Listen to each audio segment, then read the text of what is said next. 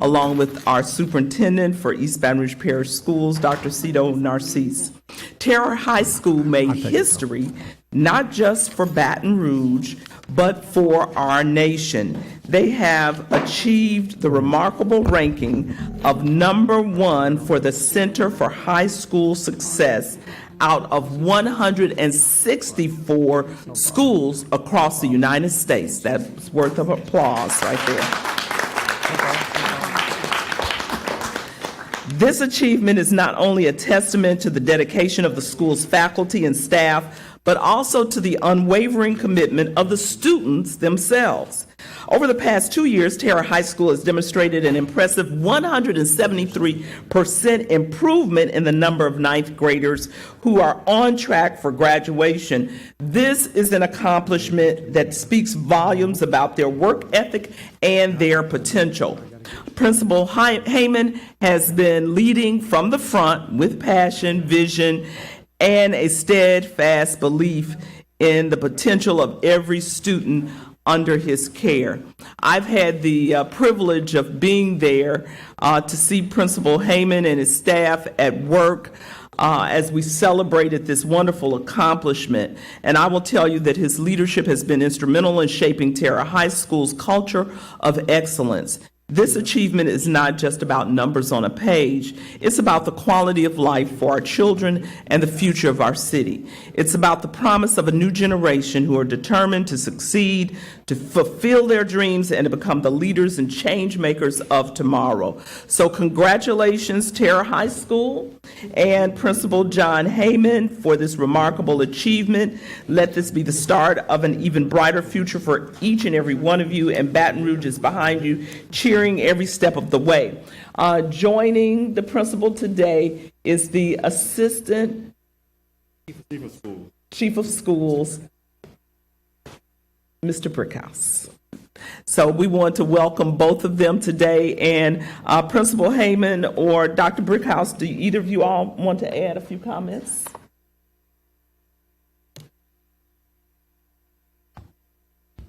Good afternoon, good evening rather. Just on behalf of our superintendent, Dr. Cito Narcisse, we're just excited on the progress that Terra High School is having. It could not be done without an outstanding leader, and we want to give credit to Mr. Heyman for an outstanding work and continue to have students to reach for their highest expectations and reach for the dream of graduating on time and becoming productive citizens. So on behalf of Dr. Cito Narcisse, our superintendent, we are excited and wish him continued success. You want to say something, Principal Heyman? I just want to say thank you, especially to the mayor, for coming to the event, and that it was a team effort all the way. Thank you. Thank you. I'll give you a certificate.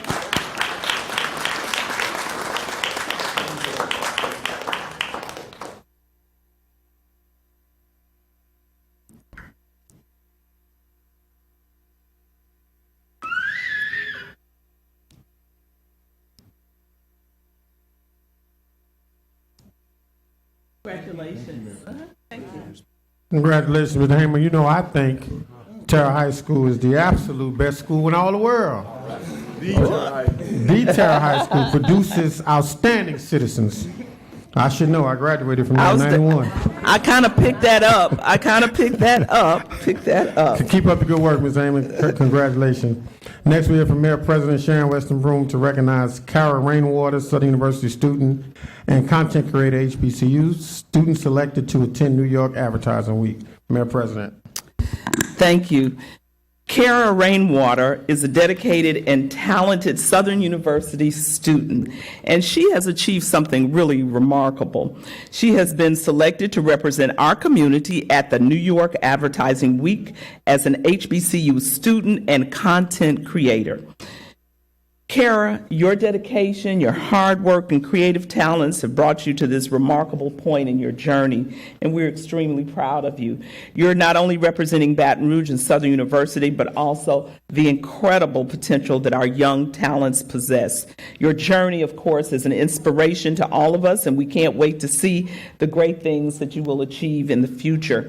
We're excited to see the connections, of course, that you will make, the knowledge you will gain, and the inspiration you will bring back to our community. Kara, as you embark on this exciting adventure, please know that the entire city of Baton Rouge is behind you. We're cheering you on. We're proud of you and your accomplishments, and we look forward to celebrating your future successes. So congratulations to Kara Rainwater, and thank you for making us Baton Rouge proud. You want to say something? First, I would like to say thank you, Mayor Broome. As a California native, coming to Louisiana was a big step for me, and ever since I've been at Southern University, I've been granted with a lot of experience and a lot of exposure. So thank you. I really appreciate it.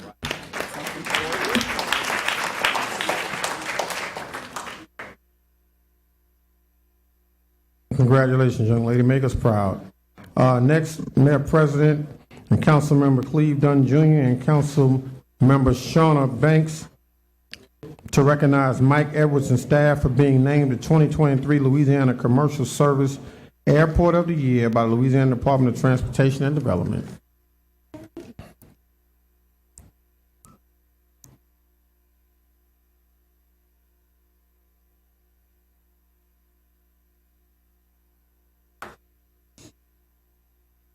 You want to start?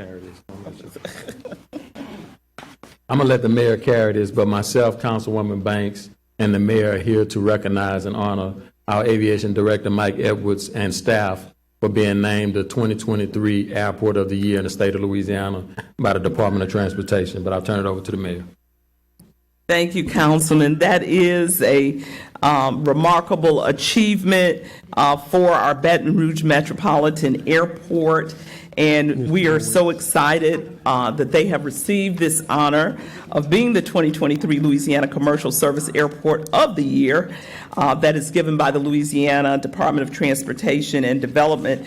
I believe that this award is certainly a testament to the dedicated efforts of our airport's team and its Director of Aviation, Mike Edwards, who has been demonstrating exceptional leadership. And I believe it also reflects our commitment to providing safe, efficient, and top-tier aviation services to our community. So we want to thank Mike Edwards and the entire airport team for their outstanding work. The Baton Rouge Metropolitan Airport is not just a transportation hub, it's a vital driver of our city's growth and development. And I will tell you, our Councilman Cleve Dunn, couldn't be a better representative for the airport and the airport commission as well. You know, this morning I announced that I will be implementing a new purchasing policy that will prioritize the use of the Baton Rouge Airport when our city parish employees travel for any city parish business. So through implementing this policy, it's my hope that we will demonstrate that our local government is prepared to support our local airport. So thank you for your remarkable contributions, and here's to a promising future for Baton Rouge. I think we've also put out some reinforcements that we want everyone to study. I'm going to let you talk about that, Councilman. We brought some gifts for the council, and we have a few left over for department heads. As you can see, you have an advertising sign there that looks like a billboard that you see on the streets. It reminded you of our new direct flight to D.C. We want to encourage everybody to use that. So as it sits on your desk, we hope it's a conversation piece that people ask you about it, and you encourage them to utilize that flight. And I'll turn it over to Mike to give some regards on the acknowledgement as well as the D.C. flight. Thank you, Mayor Broome. Thank you, Councilman Dunn. First, just let me start by thanking the entire Metropolitan Council and the Baton Rouge Airport Commission for the way you've all supported our airport over the years. We wouldn't have achieved this milestone without all of that support and hard work from each and every one of you.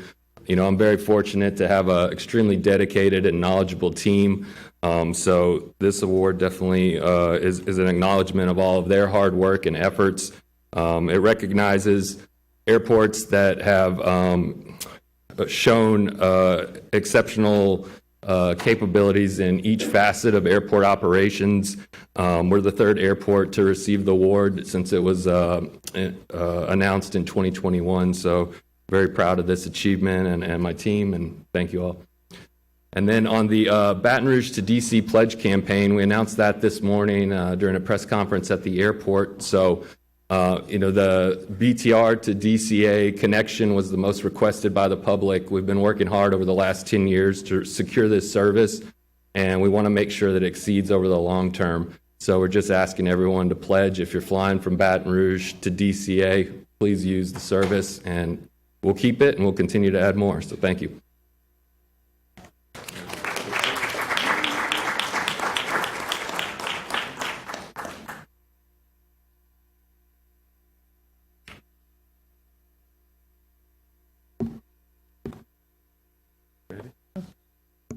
Y'all gonna take a few pictures?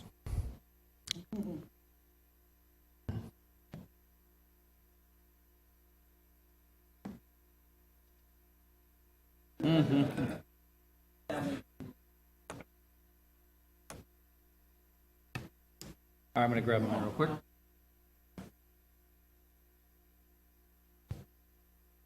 Everyone look at me. 1, 2, and 3. Got mine. All right, everybody look this way for me. All right, good, hold that. All right.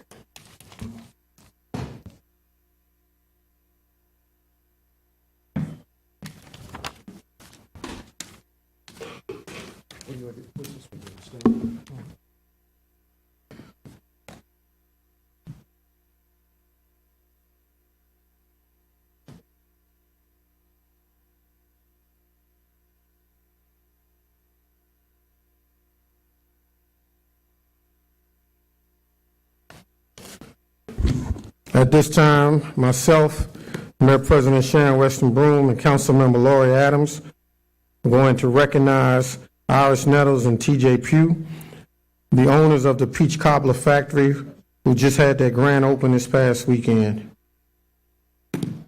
Since 2013, the Peach Cobbler Factory has been devoted to crafting delightful desserts that evoke a feeling of Grandma's kitchen. Their passion for creating premium products matched only by their commitment to providing outstanding customer service. From cobblers to banana puddings, cinnamon rolls, shakes, and cookies, and Peach Cobbler Factory offers an indulgent selection of treats that will satisfy any sweet tooth. Everything they make is prepared with care and love of each flavor-filled bite. Come out and enjoy the taste of nostalgia at the Peach Cobbler Factory. I have known Ms. Nettles and Mr. Pugh for over 25 years. They have opened a number of small businesses here in the city of Baton Rouge, and this is their new venture, and I was delighted to be there for the grand opening. I bought a lot of peach cobbler, all different flavors. I think my favorite is the blackberry and peach mixed together, but it is a tremendous business here in our community, right in District 11. And so I'm going to ask Ms. Adams to come and say a few words. It's way too close to my house. I'm going to be in trouble. Go ahead, say something. We're so excited to have you in District 11, and like I said, you're so close to my house, and I love, everything you named. You had me at bananas. Gosh, was it? Anyway, banana pudding. Oh my gosh. So anyway, welcome to District 11. We're so happy to have you, and look forward to many years of great business success. Remember, I have some certificates here for Ms. Nettles and her whole team. Ms. Nettles, and I don't think the whole team is here, but you want to say something to introduce who you have with you? Thank you. Thank you for allowing us to be here today. I have the manager, Mr. Sam Washington, and I have my intern from Liberty High School, Miss Rachel Albert, here with us today.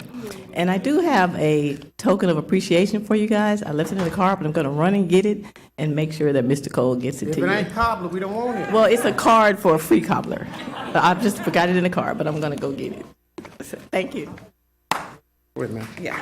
I just wanted to say ditto to everything that's been said. I haven't had the privilege of having that peach cobbler, so I'm really looking forward to it. But we want to thank you for adding to the economic fabric of our community. We love entrepreneurs and we love new businesses that are taking place. So I also want to present you with a certificate of commendation. Thank you. Just come over here and everybody here.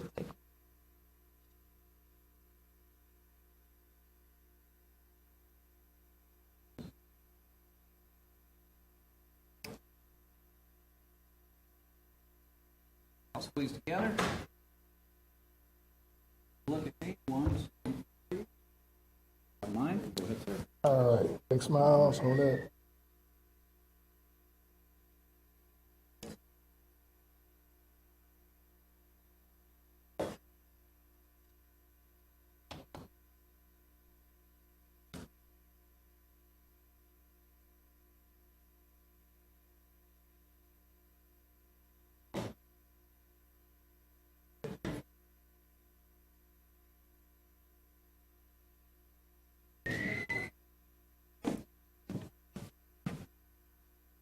Next, we have Mayor President to recognize Anthony Winters, Red Stick Veterans Week, November 5th through 11th, and Veterans Month proclamation. Mayor Broom.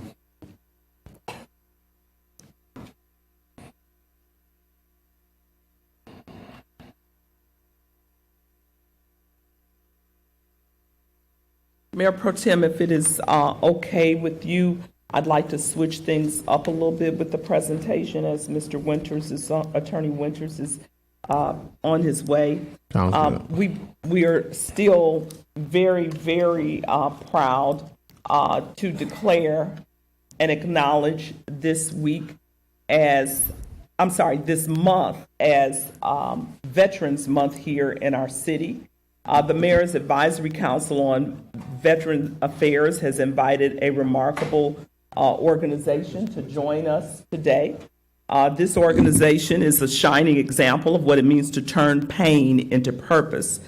The group was founded in 2018 by Navy Petty Officer Michael Edmond, who was deployed 3 times, and as a result, he developed PTSD. His organization, is focused on assisting service members and their families who are impacted by PTSD and addiction. Our service members are trained to defend our nation, but they are often not adequately trained to address the impacts that such sacrifices can have on their personal lives. That's why all month long, we stand as a community united in our support for our veterans. We pledge to continue working together to ensure that no veteran or their family member is left behind, and that they receive the care and recognition that they so rightfully deserve. Today, will pin red, white, and blue ribbons on our veterans to honor their dedication and service to our country and symbolize our unwavering support and gratitude. So on behalf of the city of Baton Rouge, I want to extend our heartfelt thanks to all of our veterans and all those who support and advocate for them. Your service and sacrifice does not go unnoticed, and today we stand together to say thank you from the bottom of our hearts. And we want to thank you, Mr. Edmond, for all of the work that you are doing in your initiative. Would you like to say a few words? You want to pin the ribbon on me? Okay.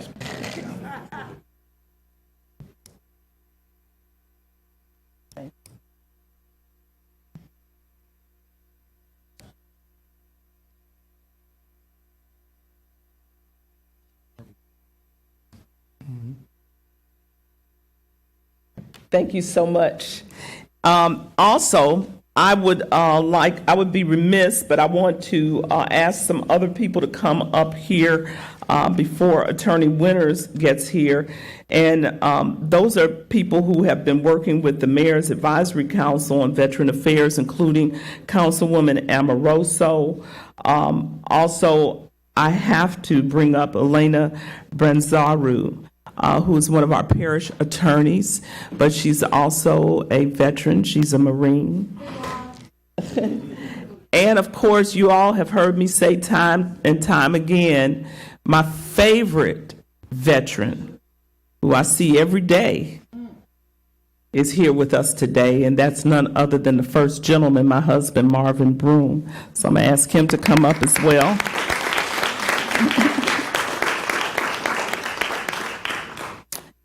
And I do have a proclamation to give that certainly proclaims this month as Veterans Month. The city of Baton Rouge and parish of East Baton Rouge honors the strength and sacrifices of the families, caregivers, and survivors of our veterans. To be a veteran or a service member is to have endured and survived challenges most Americans will never know. Families who put their lives on hold so our military can hold the line represent the best of America, and we will always remember what they do for our nation. Councilwoman, did you want to add something? No, you're good. Okay. So, Elena, you want to? No. Okay. Would you like to accept this for Veterans Month? Okay.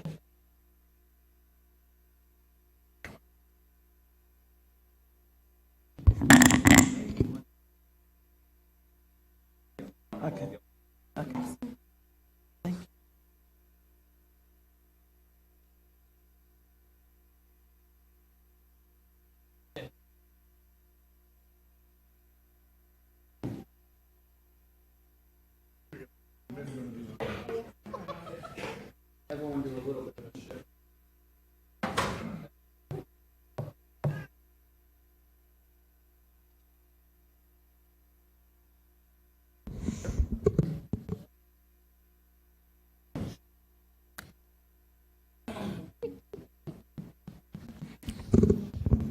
Congratulations to all the veterans. I want to say thank you for your service.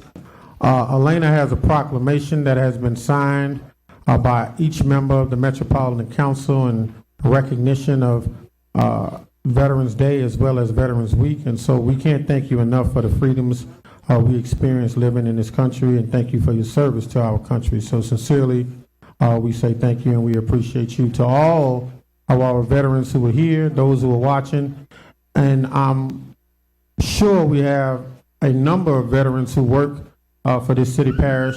And so thank you for what you have done, what you continue to do, and what you will do so that we can continue to live the lives we live in this country. Back to you, Mayor Broom.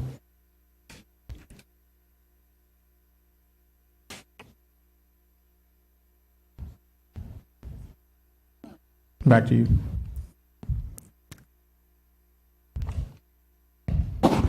I'm going to ask Attorney Anthony Winters to come up. He has just arrived, and he has certainly been the catalyst and has been a collaborator. He's a dedicated veteran, and he has organized the second annual Red Stick Veterans Week. And so we want to encourage everyone to participate in the events of Red Stick Veterans Week as we continue to thank our veterans for their service. Attorney Winters has certainly been very dedicated to our veterans, and his vision for this event has certainly manifested over the past 2 years. So we want to thank you, Anthony Winters, for your outstanding work in honoring our veterans, and thank you for your service and sacrifice as a veteran as well.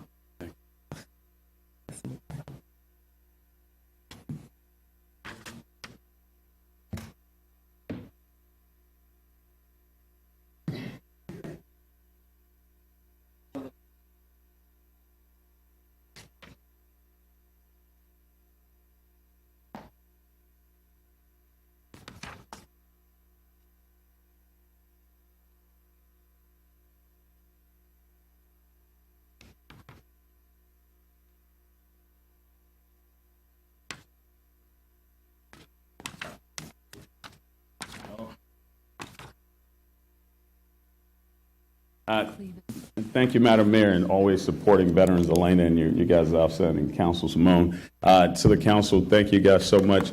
Mayor Pro Temp Cole for doing the MC today, and to all of you council, especially Tien, who always got our back, and Hurst. Thank y'all so much for everything that you do. The Bible says, who is greatest amongst you shall be your servant.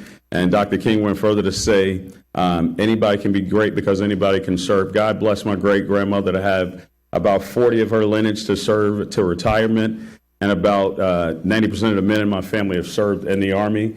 So no other service really matters to us. But no, all veterans, thank y'all for your service. But I would not, this can't happen without our team members, Rita Perilou, Terica Armstrong, Pastor Dr. Jackson, Lisa just went downstairs. But we want to invite you guys out this week for the rest of Red Stick Veterans Week. Tomorrow night, we have Smoking Forgotten with Clay Young at Don Juan's. Friday, we got the Marine Corps Ball. Unfortunately, that's sold out. Saturday morning, we got the Devil Dog Dash with the Marines on the levee from LaBerge. That's a 5K. And then we have a concert with Michael Foster Project at the Southern University Military and Veterans Appreciation Game. We want to thank you guys for doing it. Go to Red Stick Veterans Week and find it out on the Eventbrite. Thank you. Have a great day. And at this time, Elena Branzero, who is a veteran, as you heard, a Marine, and who is working with the Mayor's Council on Veteran Affairs, is going to recognize Veteran Month proclamation and thank a veteran program. Hello, council members. Thank you for having me here today. And 2 days before the Marine Corps birthday, I will say happy birthday to all the Marines that are listening. My favorite branch. Love you, Anthony Winters. Love the Marines more. I'd like to thank all the council members for everything that they do and continue to do for the veterans. And I have in front of me a proclamation that has been signed by all council members recognizing the parish of East Baton Rouge and city of Baton Rouge as a Veteran Month. And with that Veteran Month comes a program that the Veterans Council has started called Thank a Veteran. And each council member was asked to have a veteran or veterans that are near to them to recognize them for the services that they have provided and continue to provide, whether or not is a loved one, a member, anyone that you know that's a veteran. And so this program is very special. We have Once Was, and I'd like to go ahead and call them up to say a few words about Once Was. Miss Raquel? They'll be doing the pinning ceremony. Oh, well, I'd like to say thank you for inviting us, and as always, I'm tickled red, white, and blue to be here with you today. Our story, our name is our story of how you can overcome. We tell the story of how we dealt with addiction, how we've overcome PTSD, and anything that you think is a challenge has become or is an obstacle that you can turn into a purpose. So we make it a point to be a present help among our veteran community and help them to get anchored back into the communities they fought so richly to protect for us. So thank you for having us here today, and we're honored. And I'm going to start with Council Member Mr. Noel for District 1. And we'll just go in order. And any veteran that you've got, we'd like to go ahead and pin them and take any appropriate pictures and to present your certificates. Thank you again for having me.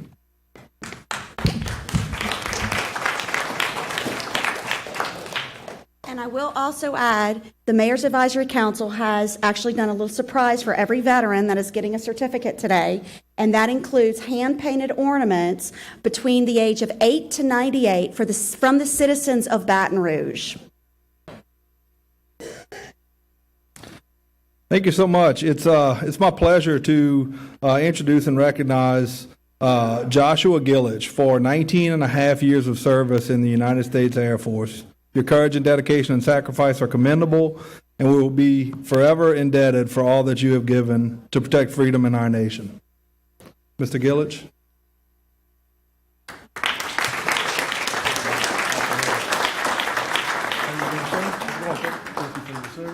Thank you for yours. Great.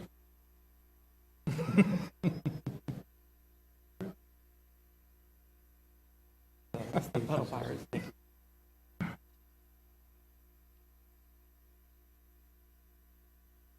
you. I appreciate you. Thank you, ma'am. Thank you. District 2. Ms. Councilmember Banks? Okay, thank you. District 3?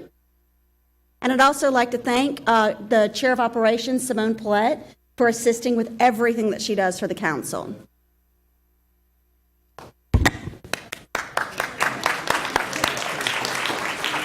Thank you, Elena, and thank you to the Veterans Committee and the Mayor President for declaring in Baton Rouge the month of November as Veterans Month. I have two veterans and community members who I wanted to recognize today. The theme obviously is service, and oftentimes veterans not only give of service to their country, but when they return to their communities, that sense of service remains in their heart. and they give back to their communities in so many ways. And so there were two folks who I reached out to who I've come to know through their service to the community, and through that interaction found out that they were in fact veterans. And so I want to bring them up individually, and I'll read a little bit about both. The first you all will recognize because she is an honorary member of this Metro Council, and that is Reverend Alexis Anderson. You can come up, Reverend. There you are. So I'm going to read a little bit about her service, and both in the military and in our community. Reverend Anderson, obviously, she's very proud to have born into a family with a legacy of military service. Her father was a decorated Korean War veteran. She has a history of service members on both sides of her family, and she continued that legacy through her own military service, as well as her advocacy on numerous organizations in our community. She joined the United States Air Force in 1984, attending the prestigious Defense Information School located at Fort Meade, Maryland. There, she was awarded the Golden Quill Award in editorial writing, serving 4 years as a public affairs specialist and being selected as Airman of the Year in 1987. Her commitment to the veteran community is lifelong and includes a long history as a USO volunteer, working with the late, great Sadie Roberts Joseph in her commitment to honoring our veteran community, and her latest efforts to ensure that all justice-impacted veterans are treated with dignity and respect. She's also helped recently coordinate the Veterans Specialty Treatment Court Community Town Hall, and during our discussions leading up to today, she shared with me a number of times that it's part of her goal and her distinct honor to make sure that all of those who served are honored in all facets of their life. We obviously know her as an ordained servant teacher, minister, founder and executive director of Preach, a nonprofit ministry focusing on the 3 C's of literacy, and that's competence, computerization, and commerce. She serves on a number of various boards. I'm not going to read them all out. That's a long paragraph. But that's how we know her. But I have to say, on a very personal level, my interactions with her as a council member, I've come obviously to respect and admire her. She gives me a lesson each time we talk, which I value. And so I really wanted to take this opportunity to recognize her and thank her for her service. So thank you. There's no way you're not going to say a couple of things. Yeah, that's true.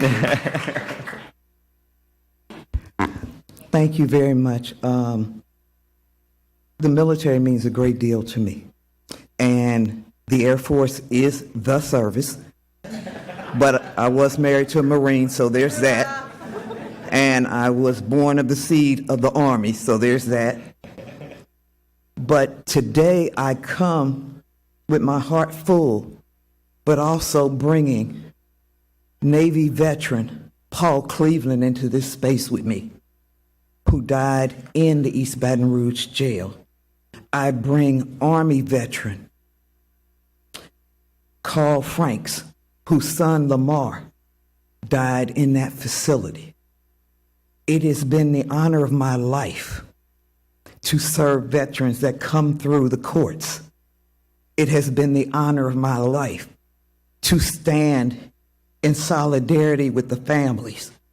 And so as I am so appreciative, I continue to remind everybody that our greatest service to those who have served is whether they are justice impacted, whether they struggle with PTSD,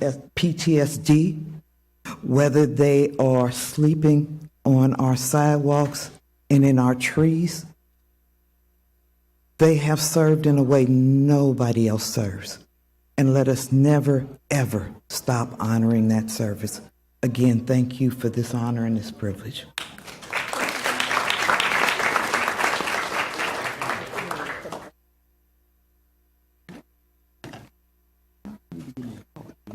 Thank you for your service.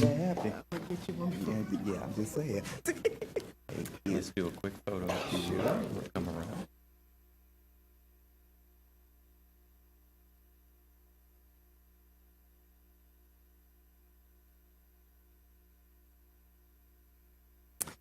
Thank you. The second person I would like to recognize and bring up just so happens to be my priest. So, Father Randy, if you would come up. Chaplain Colonel Father Randy Cuevas, a longtime Baton Rouge resident, is a decorated veteran and has served since 2015 as the head pastor at St. Aloysius Catholic Church. Father Randy retired from the United States Air Force Reserve Chaplaincy in 2009 with the rank of colonel after 30 years of service. He's been a member of the Reserve Chaplain Corps Council, Reserve Chaplain Corps Force Development Team, and Reserve Chaplain Recruiting Team, and he was embedded in combat zones for 2 deployments during Operation Enduring Freedom with both the U.S. Army and the Marines in Afghanistan between 2004 and 2006. Father Randy, while he's a native of Memphis, Tennessee, grew up in Baton Rouge and actually attended St. Aloysius Church and school while he was growing up and graduated from St. Joseph Cathedral Prep High School. He attained his BA in political science from the University of St. Thomas in Houston, a degree in theology from Pontifical University of St. Thomas in Rome, Italy, and a degree in dogmatic sacramental theology from a university in Rome whose name is hard to pronounce. He was ordained a priest in 1982 at St. Joseph Cathedral. He's worked across several parishes across South Louisiana, and blessed to have him where he is now. Among his many military accolades, Father Randy's been awarded the Legion of Merit, the Air Force Meritorious Service Medal, the Air Force Achievement Medal, and the Global War and Terrorism Expeditionary Medal. Through his role as pastor, Father Randy was awarded the distinction recently of the National Catholic Education Association's Lead, Learn, and Proclaim Award. He was one of just 13 people and only 2 priests in the United States who were honored that year with this distinction. He was also selected in 2022 as Distinguished Diocesan School Pastor of the Year. When it comes to service, Father Randy epitomizes that term. And so I'm grateful for all that he has done for our community, very personally for myself and my family, and I wanted to honor him today. So, Father Randy. Thank you. Just want to thank everyone responsible for this acknowledgement and honor. I'm very humbled. Thank you very much.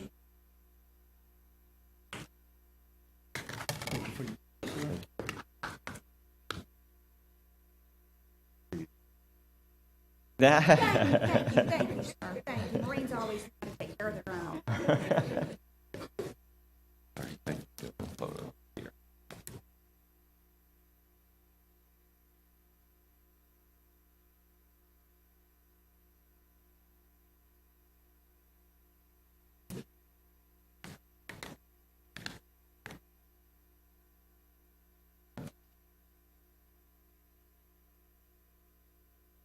Elena, let's go with District 6. Somebody needs to leave, so we'll go with District 6. Okay. District 6.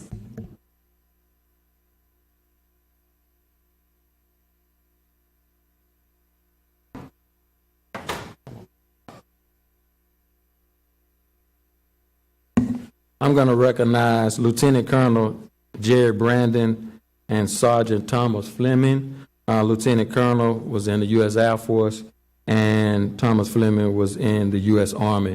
Both of these certificates say the same thing. I'll read one of them. In gratitude and recognition of your 24 years in Lieutenant Colonel Brandon's situation and 9 years in Thomas Fleming's situation of service in the U.S. Army or Air Force, your courage, dedication, and sacrifice are commendable, and we are forever indebted for all that you have given to protect the freedoms of this nation.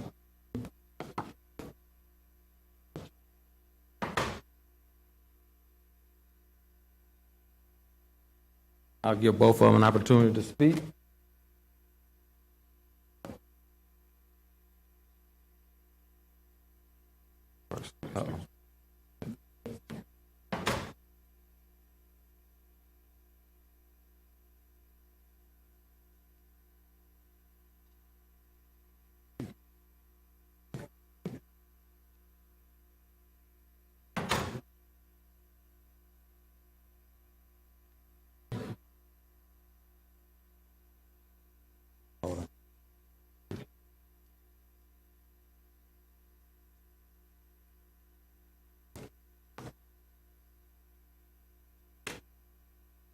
And that's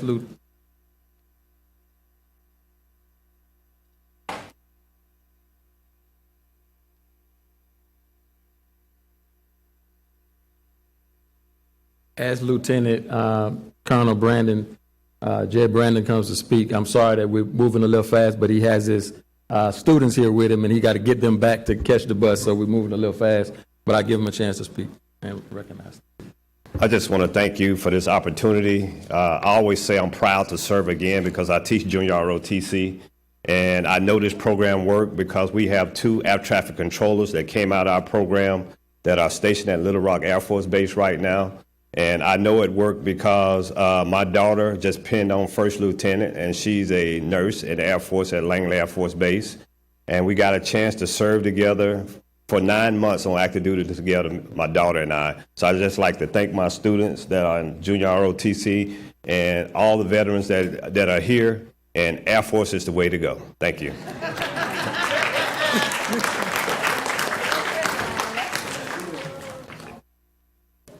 Hello. I want to thank you for this opportunity. And I don't really want to say nothing about myself, but you have some ROTC students here I like to address before they leave. What I want to tell them is that no matter how much you know and how much training you receive, it's going to be your attitude that's going to take you the furthest in the military. So adopt the right attitude and you can go further as you want to go. Thanks.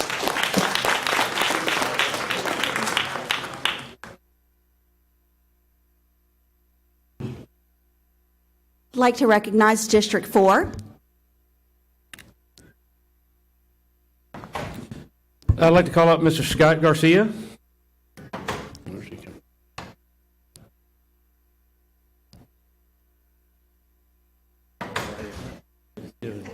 Thank you for coming today. Hereby recognize Mr. Scott Garcia, Sergeant, United States Army National Guard, Air Guard, and Marine Corps. In gratitude and recognition for your 25 years of service in the United States military, your courage, dedication, and sacrifice are commendable, and we are forever indebted for all that you have done and given to protect freedom in our nation.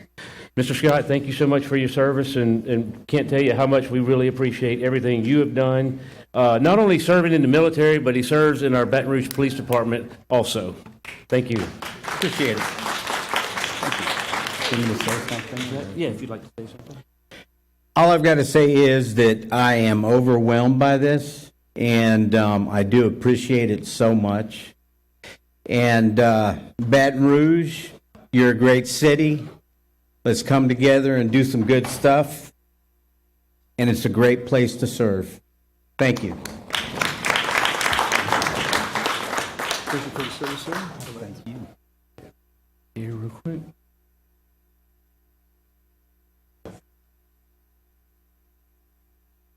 Thank you again for your service. Oh, thank you.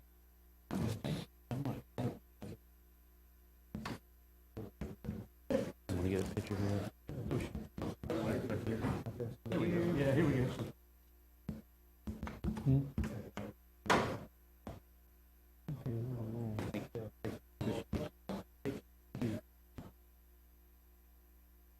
And I'd like to recognize District 5.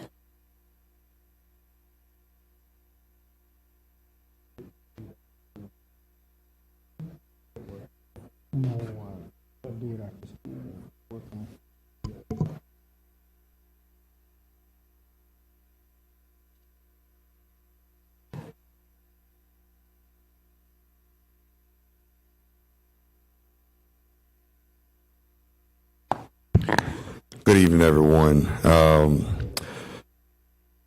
We have a special group of seniors in District 5, and what I'll tell you is that service did not end when they left the military. They continue to be one of the greatest group of volunteers in Baton Rouge at the Charles Kelly Community Center, providing commodities, even pet resources to make sure that we close the gap on all insecurities in Baton Rouge and to make sure that families are whole. And the piece of that village that makes sure that Baton Rouge continues to be the best city to live, work, and play is a gentleman by the name of Mr. Arnold Mike Griffin, as we call him, Mr. G. In gratitude and recognition of your 18 years of service in the United States Army. Your courage, dedication, and sacrifice are commendable, and we are forever indebted for all that you have given to protect freedoms in our nation. I want to call up Mr. Arnold Mike Griffin. Y'all give him a round of applause.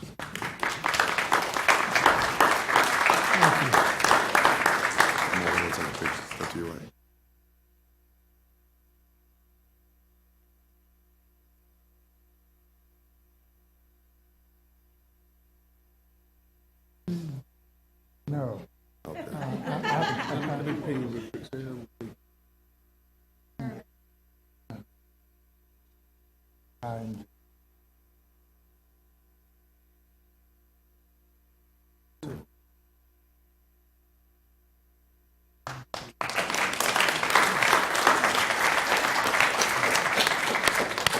District 7, My person's still on the way, so we'll catch them if they get here. District 8,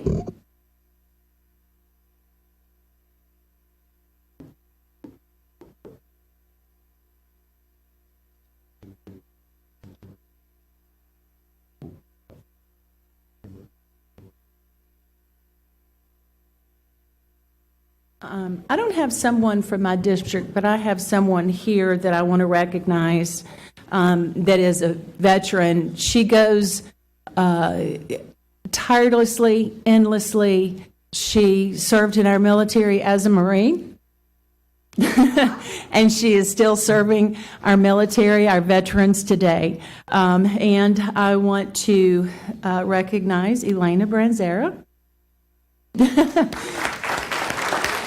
If you ever encounter this woman, she will put a fire underneath you and get you rolling. She has more wonderful ideas. I can throw an idea out at her and she said, let's get this thing done, and she does do it. She's the one that got our flags taken care of and all. So anyway, we do thank you for not only your service in the military, but your service today. thank you. You're welcome. Thank you. That was long time coming. Now I get my pen.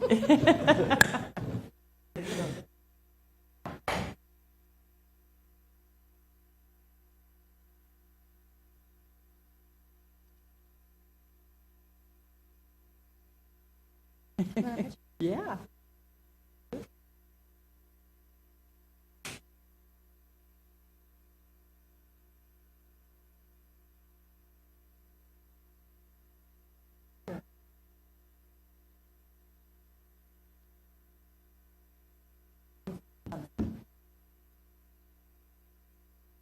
District 9, District 10, Yes, indeed. I think they kept the best for last.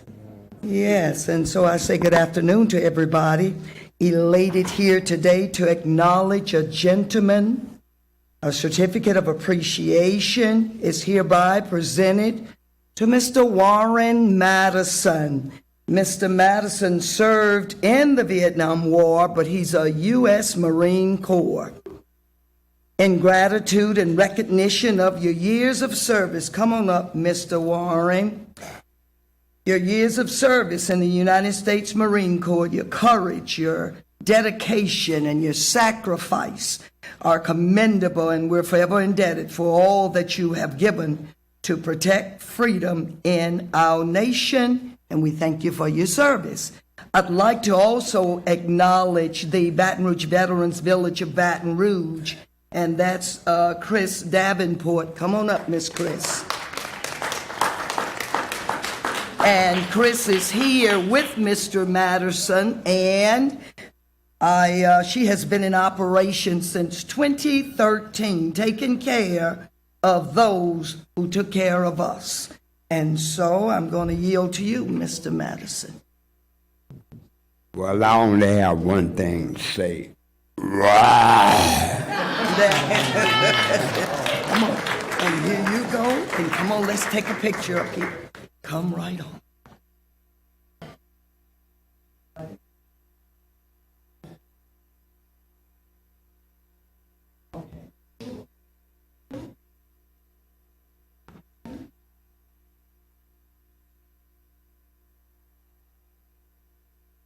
accompanied by his granddaughter. That's how we do it.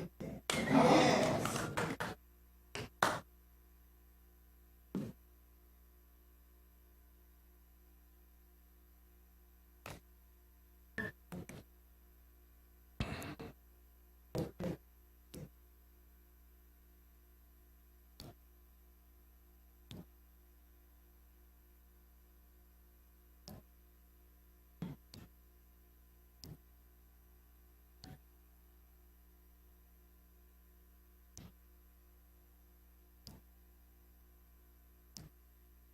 District 11.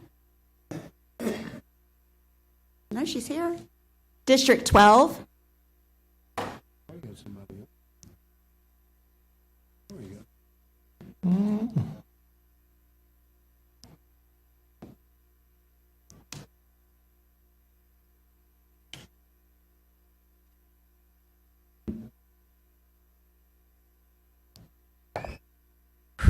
This is always a very emotional day for me. I have several veterans in my family, and it's just always hard for me. But anyway, today I would like to offer a certificate of appreciation to Mr. Corey Hatfield, Sergeant Corey Hatfield, from the United States Army in gratitude and recognition of his 10 years of service in the United States Army. Your courage, dedication, and sacrifice are commendable, and we are forever indebted for all that you have done to protect our freedom in our nation and in our city, sir. Thank you. Thank you so much for your service.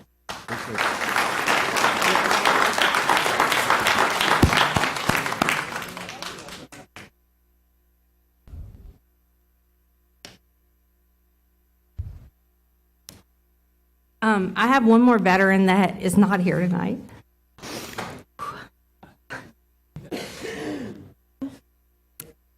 It's his birthday, and it is my dad. He died with service-related injuries. He served in Vietnam proudly for the United States Army. So for all those veterans that have been lost and are gone, all those families that waited for veterans to come home and they didn't return, can we all please take a moment of silence for them?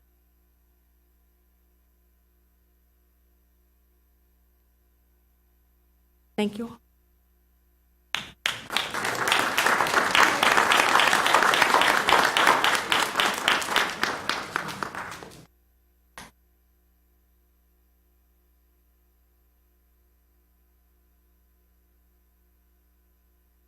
Mayor Pro Tem Cole, are there any other council members that would like to recognize veterans? Any other council members wishing to recognize veterans? But if there are veterans in the chamber tonight, would you all please stand and be recognized? Any veterans in the chamber, would you all stand and please be recognized at this time?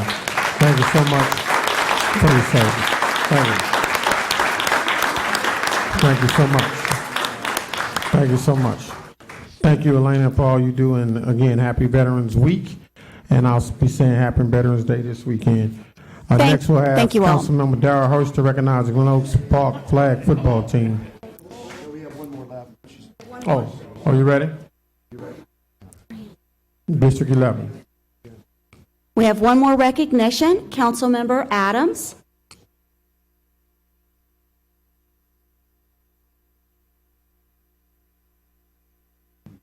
Sorry, I'd like to call up Sandra Watts and Jeffrey Johnson.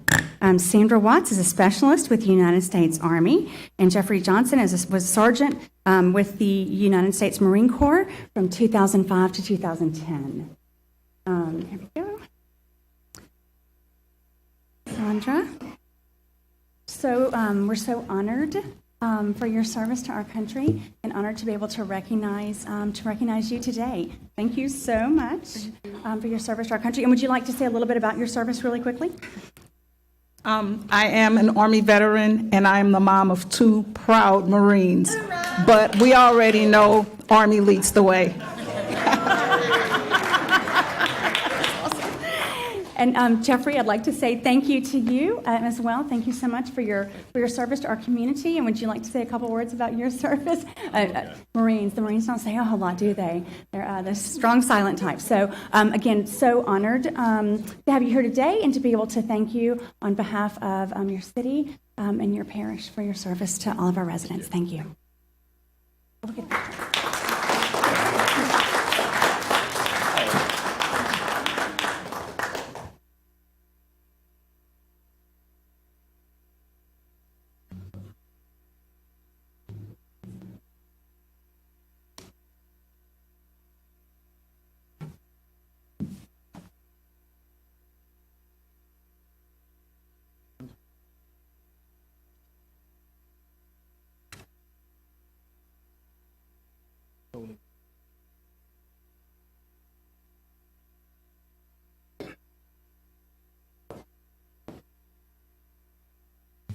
Make you feel so much better.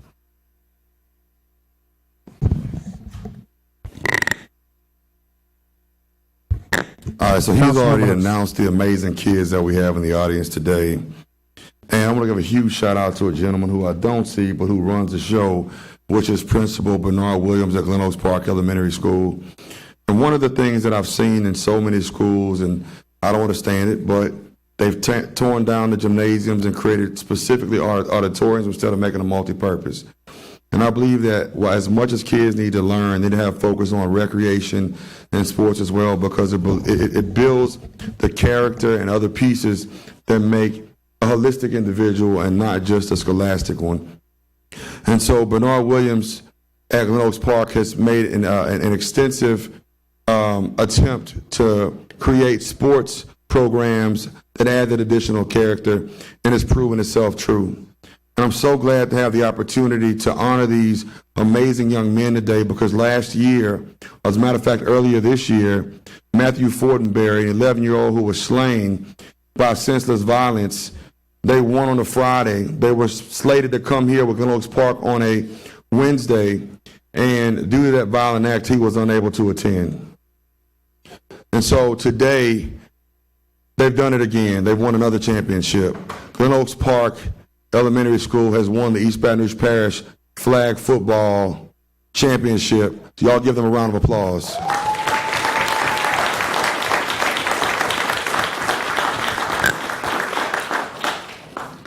And we have some amazing individuals that are about to come up here. I need to see all your swag when you step up here, man.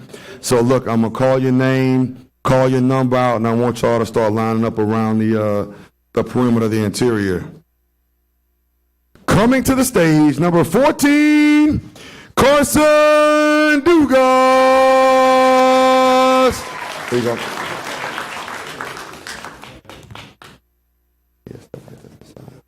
You want individual? Come on. No, I'll make sure their parents get it. Come in.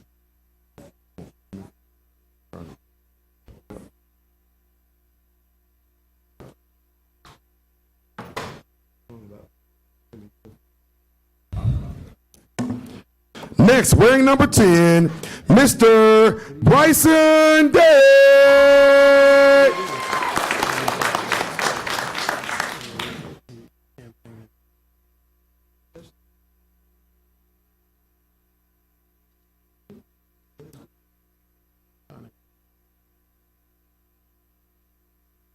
And maybe I should have read the proclamation. It says, winning the East Baton Rouge Parish Schools Flag Football Championship. In life, you'll have your back up against the wall many times. You might as well get used to it. Winning isn't everything, but it sure beats anything that comes second. Coach Paul Bear Bryant. And y'all give it up for number 1, Philip Bennett!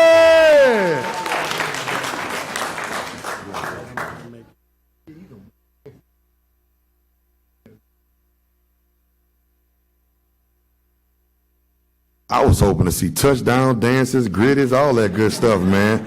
I'm waiting for the swag. Number 9, Mr. Peyton Dorsey.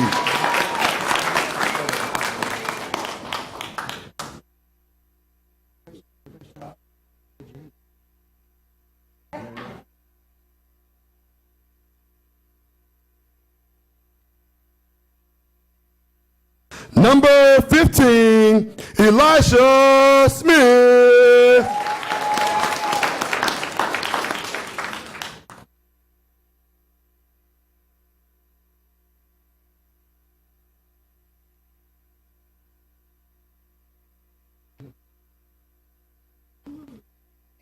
Number 11, Mr. Jared Domino.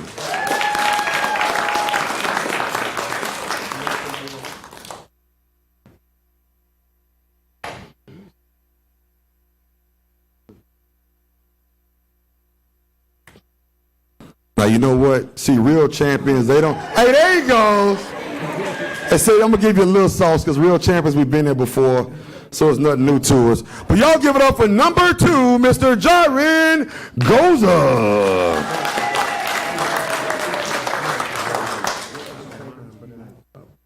My man wants to talk. I would like to say that it wouldn't be possible that we're here without hard work and dedication to everyone that was on the team, and it's good that you make it because we could be to the championship, so thank you.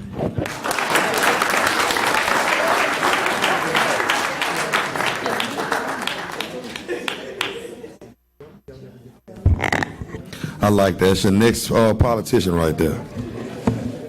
Number 12, Mr. Kobe C.J. Abbott.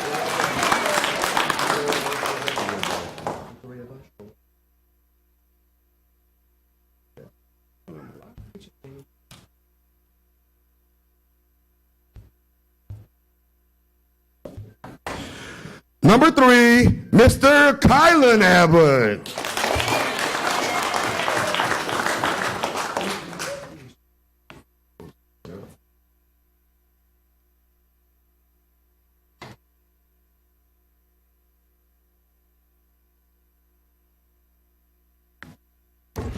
Number 5, Mr. Trenton Fisher.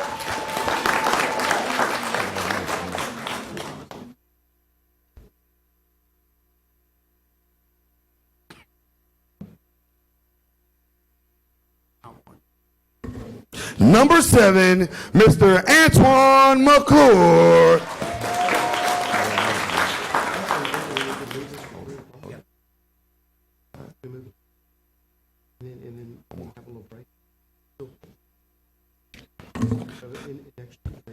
And number 4, Mr. Osiah Netter.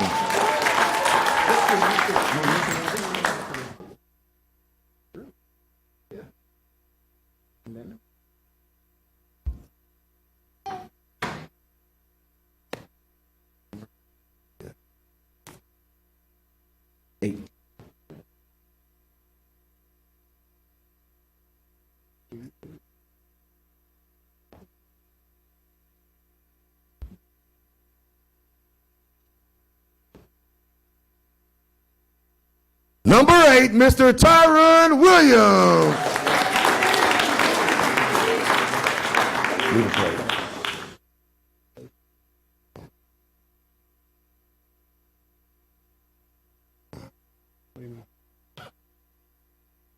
Let me tell y'all something. I've been coaching for a very long time. Y'all get tired of hearing my sports stories, but I understand the sacrifice that it takes. You start understanding the insecurities at home. You start understanding what the kids need to be successful as men. And it would not happen for the amazing coaches that volunteer their time to ensure that these kids have the resources that they need. So I'm going to call you out up together. Coach Jakarin Howell. I'm sorry, Harrell, sorry. Coach Anderson Briggs. Coach Daniel Fisher. And Coach Edmund Weber. Y'all give them a round of applause.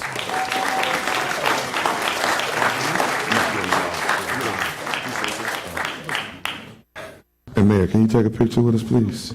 All right, let's make our way around.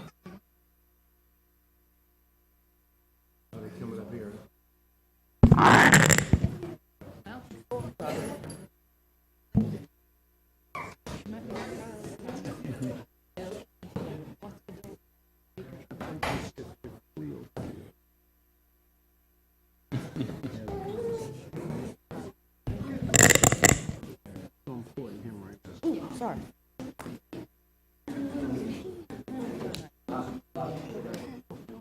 Yeah, Elijah, you hold the trophy.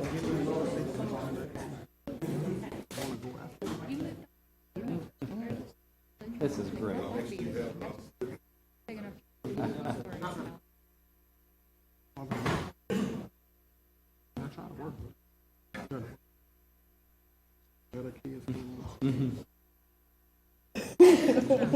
Everyone, look right here. 1, 2, and 3.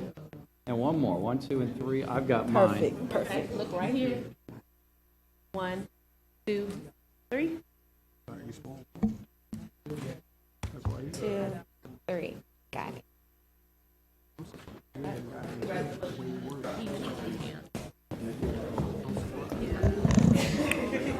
Ladies and gentlemen, we're going to take a 5-minute recess. Those of you who are not here for council meeting, please use that time to exit the chamber. 5-minute recess.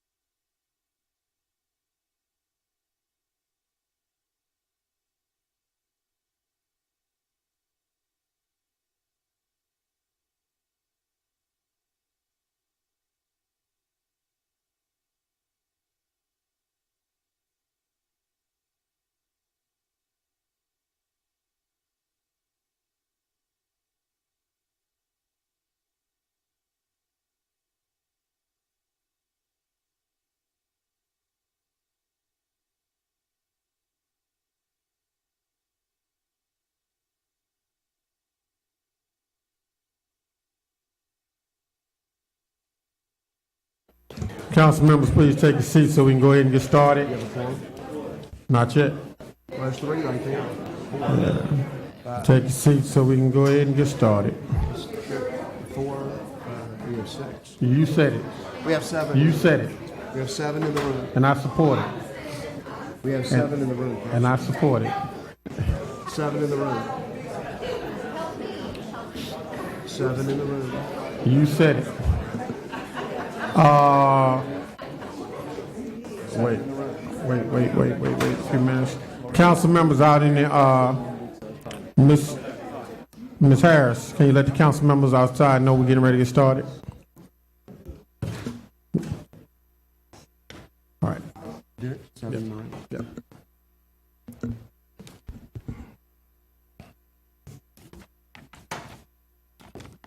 Hello, everybody. Welcome to the Council Chamber of East Baton Rouge Parish, the home of the Metropolitan Council.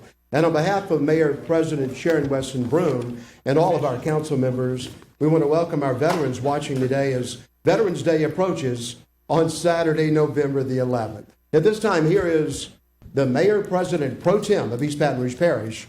To my right is Councilman Lamont Cole. Councilman. Thank you very much, Dennis and Shauna. I appreciate it. Welcome to our regularly scheduled Metropolitan Council meeting on this Wednesday, November 8, 2023 at 4 o'clock p.m. At this time, I'd like to turn it over to Councilmember Lori Adams to introduce our guest this evening who will lead us in the invocation and the Pledge of Allegiance. Councilmember Adams. Thank you, Mayor Pro Tem. I'd like to ask Mr. Jim Solomon to come to the podium to say our prayer. Jim, I came to know several years ago when he returned to Baton Rouge, or came to live in Baton Rouge with his wife, was an original Baton Rouge resident, and he had been serving as a pastor in the Northeast. Actually was the first pastor on site at the Sandy Hook. At the terrible tragedy that took place at Sandy Hook. And since, from serving at First Pres, he went on to now be the executive pastor at Community Bible Church. Jim is a talented counselor. He is a terrific pastoral care pastor, and he is also a contributing author to some of the Chicken Soup for the Soul books. So, Jim, we're so honored to have you here to say our opening prayer. Thank you, Councilman Adams. It's a pleasure. I'm humbled and honored. And in light of our earlier deliberations in this room, I have to say, as the proud son of a World War II veteran, Mitchell Solomon from Providence, Rhode Island, that the Army is definitely the best of the branches. Let us pray. Dear Father in heaven, thank you for Councilwoman Lori White Adams and all of our wonderful public servants in this place today. Lord, we thank you especially for our veterans and all who have put aside their rights for the sake of our needs, namely our need for freedom while enjoying our families and ultimately our faith and our fellowship with you and our fellow citizens. We thank you for your example, being the one with all the authority in the universe who used your authority not to be served, but to serve and to give your life as a ransom for others. May we do the same as we seek to serve others and not ourselves, and all that transpires not only this evening, but in the days to come. For we thank you in Christ's name. Amen. Amen.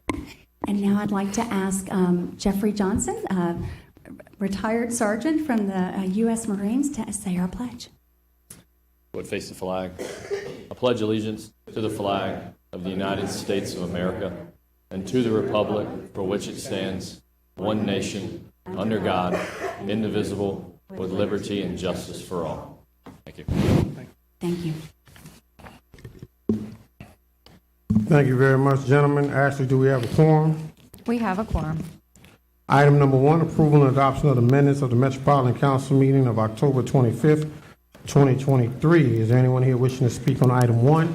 We now go to council members. Council members, is there a motion to approve item 1? So moved by Councilmember Amoroso, seconded by Councilmember Adams. Any objections? Ashley, would you please read the introductions? Section 2.12, Introductions, Number 2, to amend the 2023 Annual Operating and Capital Budget for Emergency Medical Services to appropriate $1.5 million from Emergency Medical Services Fund Balance Unassigned to build an EMS station in the Pride area of the parish by Emergency Medical Services Director. Number 3, a resolution providing for canvassing the returns and declaring the result of a special election held in the parish of East Baton Rouge, State of Louisiana on Saturday, October 14th, 2023, for the purpose of authorizing the renewal of the levy and collection of a 3.13 mils ad valorem tax to be used exclusively and entirely to provide funds to the Department of Emergency Medical Services for the parish of East Baton Rouge, State of Louisiana, to be used entirely and exclusively to pay the operation and maintenance costs and expenses of providing emergency medical services within the parish of East Baton Rouge by the Bond Council. Number 4, adopting the following ad valorem tax millage rates within the boundaries of the following taxing jurisdictions on all taxable property, except that the millage rate for the Downtown Development District shall be levied on real property only, to be levied during the year 2024. East Baton Rouge operating tax, 3.15 mils. City of Baton Rouge operating tax, 5.75 mils. City of Baton Rouge 3 platoon police tax, 0.87 mils. East Baton Rouge Parish Mosquito Abatement and Rodent Control District, 1.06 mils. East Baton Rouge Parish Mosquito Abatement and Rodent Control District additional, 0.37 mils. East Baton Rouge Parish Library, 10.52 mils. East Baton Rouge Council on Aging, 2.13 mils. Mental Health and Substance Abuse Services, 1.42 mils. Emergency Medical Services, 3.13 mils. Baton Rouge Municipal Fire Salaries and Benefits, 6.0 mils. Consolidated Road Lighting District Number 1, 1.85 mils. Allison Fire Protection District Number 9, 10 mils. Allison Fire Protection District Number 9, additional 5 mils. Brownsfield Fire Protection District Number 3, 10 mils. Brownsfield Fire Protection District Number 3, additional 5 mils. Brownsfield Fire Protection District Number 3, additional 10 mils. Brownsfield Fire Protection District Number 3, additional 10 mils. Downtown Development District, 10 mils. East Baton Rouge Parish Fire Protection District Number 1, 9 mils. Pride Fire Protection District Number 8, 10 mils. Pride Fire Protection District Number 8, additional 15 mils. Cheneyville Fire Protection District Number 7, 10 mils. Cheneyville Fire Protection District Number 7, additional 10 mils. Cheneyville Fire Protection District Number 7, additional 10 mils. By Finance Director, this item is introduced for public hearing on December 12th, 2023. Condemnation introductions. Number 5, Living Solutions LLC, 12388 Leonidas Street, Council District 2, Banks. Number 6, Sidney Trahan Jr., 5257 Bank Street, Council District 5, Hearst. Number 7, the estate of Tormal Augustus Sr., 6334 Blackberry Street, Council District 6, Dunn Jr. Number 8, the estate of Lillian and Collins Wilson, 638 North 38th Street, Council District 7, Cole. Number 9, the estate of Lonnie White, 3116 Dalton Street, Council District 7, Cole. Number 10, Huey Thibodeau et al., 2615 Vanderbilt Drive, Council District 8, Amoroso. Number 11, Linda Clark and Annelle C. Riley, 2022 Tennessee Street, Council District 10, Coleman. Number 12, Dudley Miles et al., 1815 Bay Street, Council District 10, Coleman. Number 13, the estate of Ledell Scott, 637 Marcellus Lane, Council District 10, Coleman.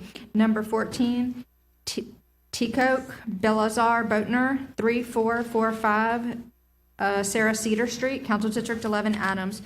Adjudicated property introductions. Number 15, Lot 99, Subdivision Colonial Hill, Council District 7, Cole. Number 16, Lot 10, Part Square 263, Subdivision Sword Addition, Council District 10, Coleman. Number 17, Lot 15, Square Run, Subdivision Morocco, Council District 2, Banks. Number 18, Lot 10 and East half of Square of 11, Square 12, Subdivision Baton Rouge Terrace, Council District 7, Cole. Number 19, Lot E2, Subdivision Sharon Hills, Council District 2, Banks. Number 20, Lot 11, 12, and 15 plus, Square 48, Subdivision Fortune, Council District 5, Hearst. Number 21, Lot 6, Square 3, Subdivision Morningside, Council District 10, Coleman. Number 22, Lot 9, Square 4, Subdivision North Baton Rouge, Metro Council District 2, Banks. Number 23, Lot 6 and east 20 feet of Lot 8, Square 25, Subdivision South Baton Rouge, Council District 10, Coleman. All items that require reading have been read. The motion to introduce all items is in order. Is there a motion to introduce all items? So moved by Councilmember Amoroso, seconded by Councilmember Coleman. Are there any objections? All items have been introduced. Council members, if you would please turn to your separate sheet for condemnations. I'll read the DPW recommendations as follows. They are to proceed with items 53, 54, 56, 57, 58, 59, 60, 61, 62, 63, 64, 65, 66, 67, 68, 69, 70, 71, and 72, and they are to delete item 55. Is there anyone here wishing to speak on condemnations? Anyone here wishing to speak on condemnations? We now go to Charles Stimick. Charles Stimick. That's okay. All right, we now go to council members. I got yours, Dwight. Is there any other council member? Councilmember Coleman? Number 69, 60 days. Number 72, 30 days. Mr. Gode? Thank you, sir. Number 64, excuse me, for 30 days. Any other council member with condemnations? I'll read the recommendations and changes. They are to proceed with items 54, 56, 57, 58, 59, 60, 61, 62, 63, 65, 68, 70, and 71. They are to defer. They are to defer for 30 days, item 53, 64, and 72. Defer for 60 days, item 66 and 69. Defer for 90 days, item 67. And to delete item 55. And to delete item 55. Council members, we at this time I entertain a motion to accept all condemnations, to approve all condemnations. 61, 30 days. 61, 30 days. Anyone else? We're going to defer items 53, 61, 64, 72 for 30 days, items 66 and 69 for 60 days, item 67 for 90 days, and delete item 55. And defer for 30 days, item 58. All other items will proceed based on the recommendations of DPW. Is there a motion to introduce to approve condemnation? So moved by Councilmember Morosa, seconded by Councilmember Hudson. Are there any objections? We now go to condemnations, administrative matters.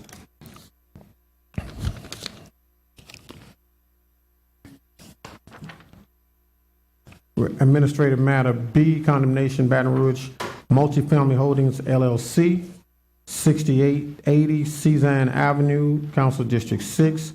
Proceed, no improvements made. C, condemnation, the International Pentecostal Holiness Church Extension Loan Fund Incorporated, 1385 North 46, District 7. Delete, abated by owners. D, condemnation, Jerry Hirsch and Jonathan Robinson, 9777 Horseshoe Drive, Lot 21, District 9. Proceed, no improvements made. Motion to waive the rules. Is there a motion to waive the rules? So moved by Hudson, seconded by Councilmember Amorosa. Anyone here wishing to speak on the motion to waive the rules? If there are any objections to the motion to waive the rules by the council, now I need a motion to introduce the items. Motion to approve the items. Is there a motion to approve the items? So moved by Councilmember Amorosa. Go ahead. Defer item D for 90 days. Defer item D for 90 days. Motion to defer item D for 90 days by Councilmember Hunter, seconded by the chair. Are there any objections? Item D has been deferred for 90 days. B and C. Is there a motion to approve the item? So moved by Councilmember Amorosa, seconded by the chair. Any objections? Items B and C have been approved. We now go to item E. Authorizing the mayor president on behalf of the... I'm good on that. We'll come back. Just took out condemnations now. Council members, if you would, out of respect for a request, we'll go to item 122, receiving a date report from the Baton Rouge, up-to-date report from the Baton Rouge Chief Police Murphy Paul and Mayor President Sharon Weston Broome regarding allegations surrounding the Brave Cave by Councilmember Dunn Jr. Point of order. Go ahead. Point of order. Can we have someone from the parish attorney's office come up, please? Come on, Andy.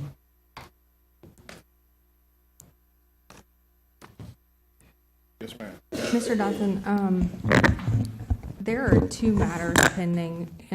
We've been personally named as a city, and I think the chief has been personally named in lawsuits in the Middle District of Louisiana, correct? Oh, there's more than two. There's more than two. Mm-hmm. Is it prudent to go forward with questioning and conversations and statements being made? I ask because I understand that statements in this arena can be used against someone in a court of law. In fact, I believe in one of the motions, there were two council members, in one of the petitions, there were two council members that were basically, I think one was Shauna Banks, and then one of them was unnamed. But one of their statements, they were used in the petition against us to prove the allegations asserted therein. So is it prudent to move forward with this in an open setting, and especially without an executive session attached?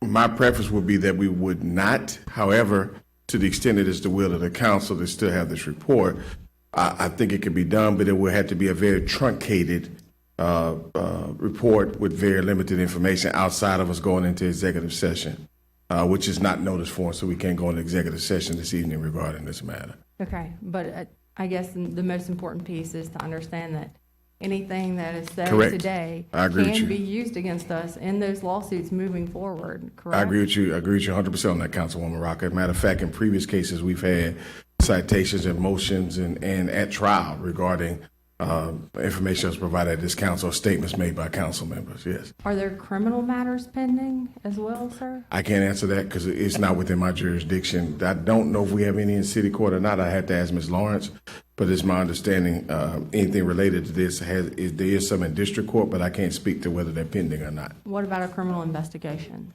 I can't. You have to ask the chief about that. I don't have any information about that, man. Thank you so much. Yes, ma'am.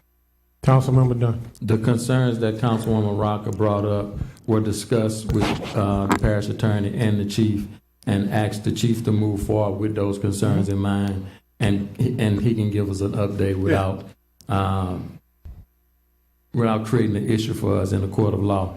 And we have had reports where presenters have come before us and given updates of reports, and was able to give that report without jeopardizing the case, the open case. Yeah, I don't disagree with you on that, Councilman. Again, I just asked that there's certain information that shouldn't be divulged. We've talked with the chief. The chief understands that, and I'm sure he knows where to draw the line.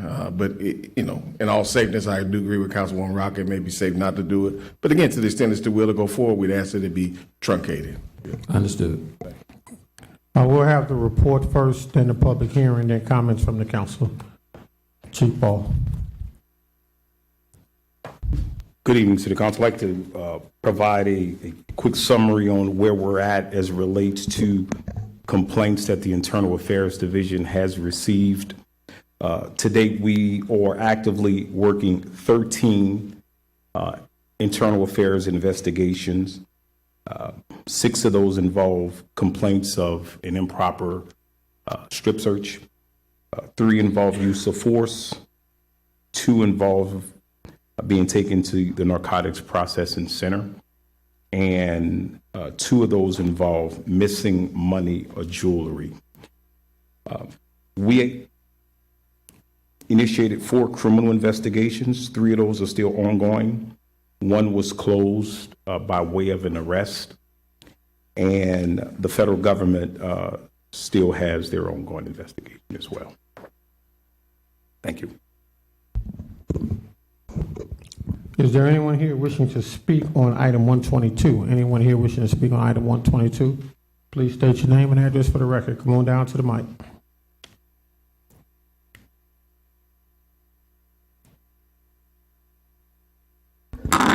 Reverend Alexis Anderson, 248 Steel Boulevard. I have a couple of very concerning questions. One is that can we at least find out how many lawsuits there are? Can we find out whether or not the individuals that have been named in investigations at this point have been added to the Brady list? Can we find out what the status or get an update on how many additional agencies are also looking at these suits? And quite frankly, what additional law enforcement agencies are also now part of this process? I don't think any of those kind of questions would violate anything, but I think the taxpayers who are going to have to pay for this have a right to know the basics of what is going on in this parish, who's doing what the process is, and quite frankly, what are we already allocating in terms of dollars and cents to this cost? Thank you. Thank you. Is there anyone else here wishing to speak on the item? We do have those questions noted. Reverend Anderson, is there anyone else here wishing to speak on the item? Council members, Councilmember Dunn, and while he's coming, Andy, if you got any of those questions, I would ask if you can respond to those, please be prepared to do so. You ready for me? Yeah. Greg, if you could come and answer some of the questions that Reverend Anderson had, those that you could. As far as the number of lawsuits, I'm counting them in my head. I'm sorry, I don't have the exact number. I think there's like either 4 to 5 that are intertwined with what's been characterized as the Brave Cave. What about the agencies involved? Can you answer that? Baton Rouge City Police and East Baton Rouge Parish Sheriff's Office. And the federal government? As parties? I think I'm sorry. her question, and maybe I misunderstood. Was it the targets of the investigation or the agency that's conducting the investigation, Reverend Anderson? Her question speaks to who's conducting the investigation. It's who's conducting the investigation is what she wants. I wouldn't know. I can't specifically say who's investigating. Okay. Thank you. Yes, sir. That's it, Councilmember Dunn? Yes, thank you. Any other comments, concerns, questions? Council members, we move now to item 121, receiving a report from the Parish Attorney's Office and the Office of the Mayor President of the ability to use public funds to address and remediate private property damage that results from actions of law enforcement officers in executing warrants, including damage caused by private property as a result of the Brave Cave-related arrests and detentions. The way the process will work, we're going to hear from the Parish Attorney first with the report, and then we'll go to comments from the audience.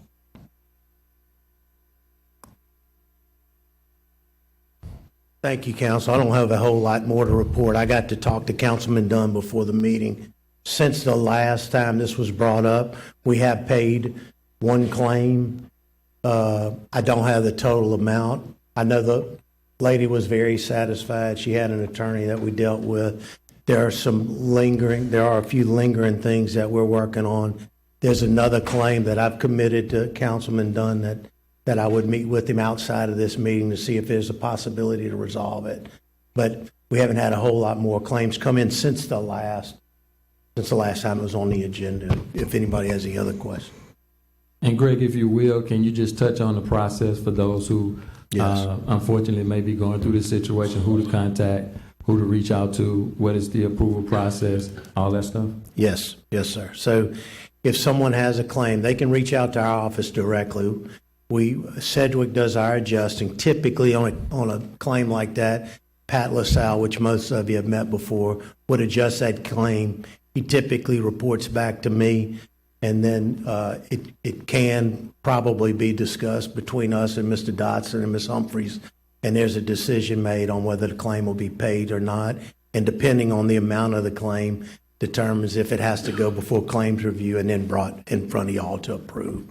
There is a level that our office has the ability to approve without bringing to the council, which is less than $10,000. And your office, again, for those who are watching at home that may not know, and the contact number? 389-3114. And they can ask from me directly, Greg Roan. The Office of? Risk Management and Litigation. Thank you. Yes, sir. It's on the website. Is there anyone here wishing to speak on item 121?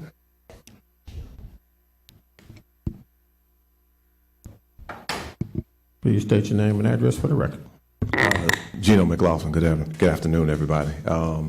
Last time I was here, I did speak to this, and so I appreciate the opportunity to do that again. Appreciate Councilman Dunn and the others that plugged in on the issue. If you guys will remember the initial case coming out, the Jeremy Lee case, there was a home entire front of the house gets ran into, missing for almost an entire year. I think I reminded you guys that there was a 7-month-old baby at the time that was living in that home. And so since that point, thankful to Mayor Broom, to obviously Councilman Dunn, to a host of other community organizations, Laramie Griffin, Amber Sherman, In Our Names Network. I shouldn't have started naming all the names, but there were a host of community organizations that really did plug in to provide not just fix the facade, which is actually now completely fixed. That was done within 2 weeks, again, with Councilman Dunn's partnership and a host of private partners as well, but also those community partners that came in to make sure that those individuals were able to be made somewhat whole, right? My question would be, though, for Greg and for, I guess, on behalf of the individuals that have been impacted and presumably will be impacted going forward, how do we make sure that that information is raised up to a level to where people know how to navigate that process? And then 2 is, what is the timeline for adjudication on those sort of matters? That's something that I would, be interested. Just when people come to me, I can make sure that they understand how to submit a claim, but also how to have that mitigated as well. But again, thank you to all the individuals that did plug in. That does include the Mayor President, as well as Councilman Dunn and everybody else that did care about that family.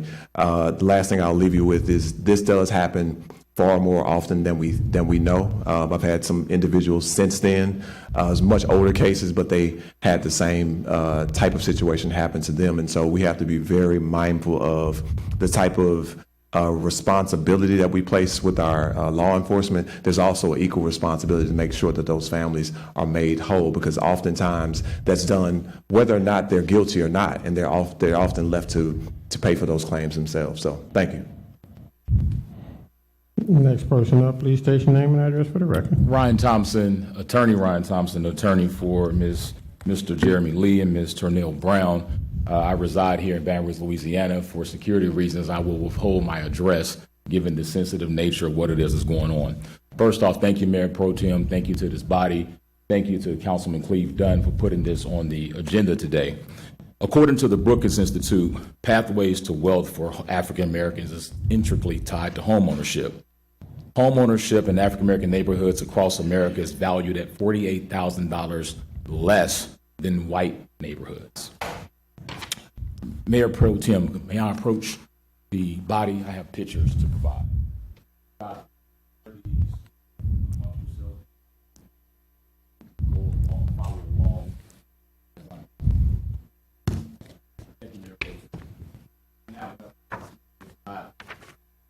To exclude anyone, but if you could share. On April 6, 2023, in what we know is in the early morning hours, a paramilitary unit dressed in full military style gear, same with full face, surrounded a home. A battering ram was used to tear down this home unannounced.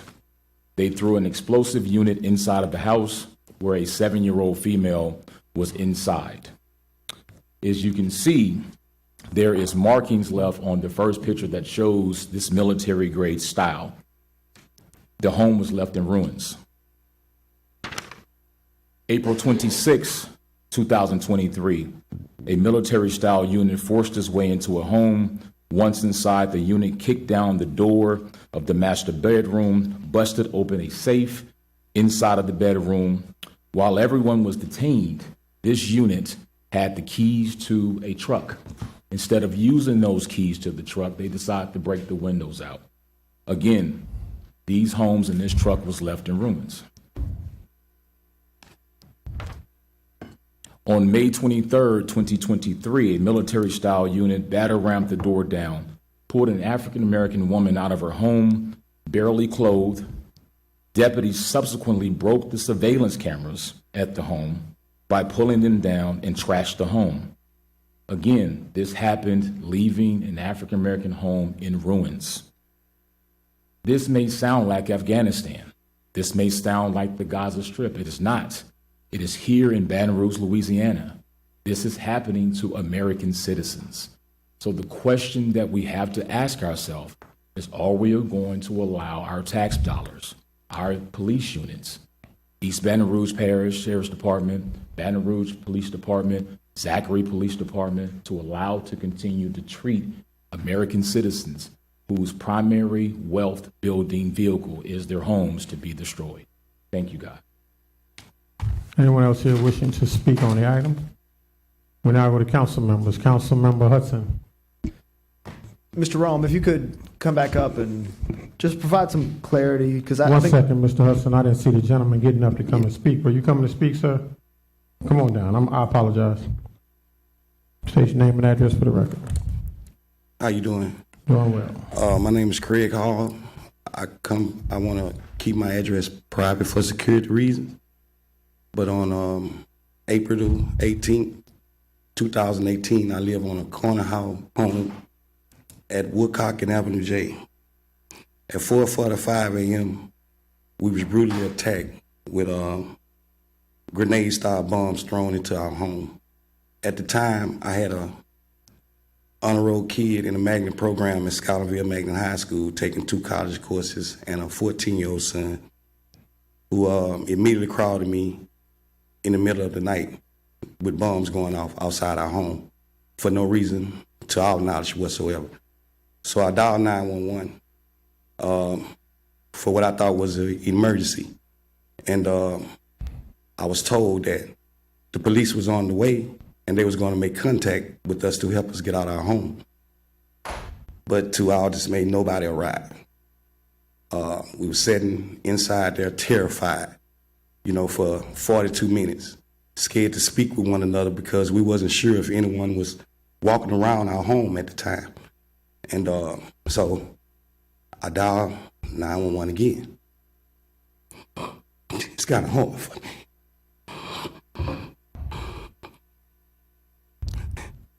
And at that time, they had put 40 bullet holes in our home and shot my kid twice, and good with my military training that we was all able to get out of there alive. And, I'm just in front of you all because we've been reaching out everywhere for help. We was told to live in hotels because we was afraid till we ran out of all our means and everything. So we hired an attorney, Ron Haley pro bono, which I'm sure some people in the room is aware of. And he was telling us from day one, everything he told us was a lie. So, it's been many times we shared 1 pack of hot dogs to feed one another. I just don't want this to happen to no one. No one. I just can't imagine it happening to my worst enemy. And we are here actually screaming for help at this moment because we filed a complaint. It's just sitting there. No one is responding. Every door we go to is turned and slammed in our face, and we are told a bunch of untruths.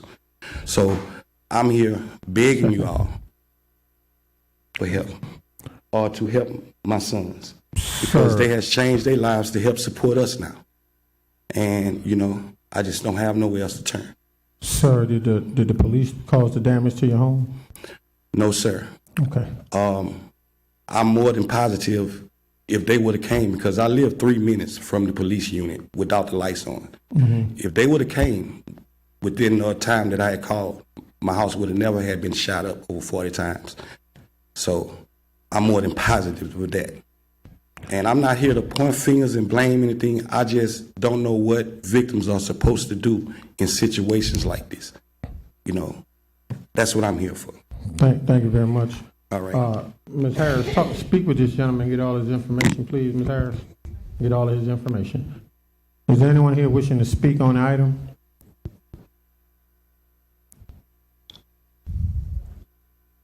Laramie Griffin, 2001 South Sheriff Forest Boulevard. First, I want to speak on fourth property damage, your cars and extension of your home. And from what I've seen, as far as the lawsuits that come through these settlements, is always a police crash or something like that with the city that immediately gets paid. But when it comes to the housing, it's a question, it's a loophole that doesn't get handled, and that's a real problem for me. You know what I'm saying? That's by law, your cars and attention of your home, and those things should be paid, in the right time, so that family shouldn't be able to wait a year in order to get their home fixed with organizations and all the extra calls. It should have been handled immediately. As far as what we're dealing with in the community, it's still happening at a very high rate. Just a couple of weeks ago, a man called me up in the neighborhood I grew up in Glen Oaks, and he said the sheriffs just not pulled him over, but sequestered him to the side of the road, thought he was a suspect in a robbery, and pretty much beat him to where 3 of the teeth was knocked out. And it was just detrimental to him because he's just a man trying to live in the community, a community that I grew up in. And he tried to handle the situation himself and his family, but he was also met with the sheriffs not even a day later to sign a simple battery charge against a police officer when he didn't do anything, when he was handcuffed. So this is a constant problem with policing around in our community, not only with the Brave team, but what they've been doing the past few years, because people have been saying over and over again what's been going on, and now you see it with these lawsuits, how ugly it's been. And that's just a few instances. That's just a few. It's really, and in every district you can find someone who has dealt with them, who have seen them driving up and down the road, speeding, going through red lights. There's a situation where my sister had last year to where she saw Baton Rouge Police Department going up the wrong way on the airline highway, and she had to pull over before getting hit. So these policies in place as far as chasing and how they conduct themselves need to be looked at thoroughly. But I also want to say that I'm very happy about Cleve Dunn bringing this up. This is very important to us, to the community. But I ask you to employ yourself to ask your community what is going on and what could they really change without police, without any council, without any other people there to kind of take over a meeting. But ask them what do they need and what have they seen on a regular day besides what they deal with themselves in their community. But the people we pay. You know what I'm saying? It's just very hurtful, and they come in with military style gear.